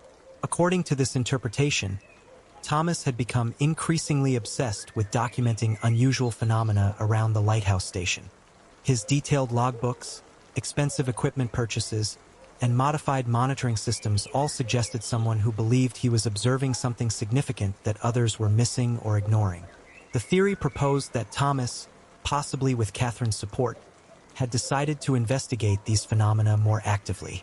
The storm provided cover for their departure, and the deliberate shutdown of the lighthouse beacon was intended to signal something or someone. Detective Morrison's final report suggested that the couple might have arranged to meet someone at the coordinates referenced in Thomas's message, possibly someone who shared his interest in unexplained maritime phenomena. The missing logbooks would have contained documentation supporting their beliefs, and they took this evidence with them when they left. This theory explains several key elements: the lack of signs of struggle, the organized nature of their departure, and the technical knowledge required to shut down the lighthouse systems properly. It also explained why they would have left behind personal belongings. They may have expected to return once their investigation was complete. However, the voluntary departure theory faced significant challenges. No evidence was ever found of transportation away from the lighthouse. No boat, no vehicle, no arrangement with anyone who might have picked them up. The weather conditions on the night of October 15th would have made travel by small boat extremely dangerous, and no aircraft activity was reported in the area. Most problematic was the complete absence of any trace of the couple after their departure. If they had left to meet someone or investigate something, what had prevented them from returning or communicating with family members in the months that followed? Several investigators favored an accident theory that addressed some of the limitations of the voluntary departure explanation.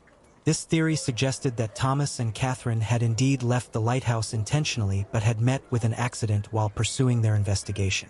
Dr. Margaret Ellis, the psychologist who studied lighthouse keeper behavior, proposed that Thomas's psychological state might have led him to take dangerous risks.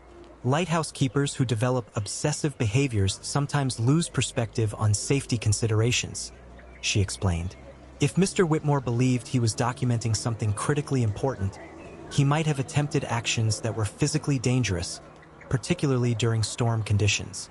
The rain continues its gentle rhythm against the windows, and the wind carries the eternal sound of waves against the rocky coast. In the distance, a lighthouse beam sweeps across the water, as it has every night for over a century, marking the boundary between safety and the unknown depths. Some stories end with answers, but others remind us that mystery itself has value, that the questions we cannot answer often reveal more about the human spirit than the ones we can solve.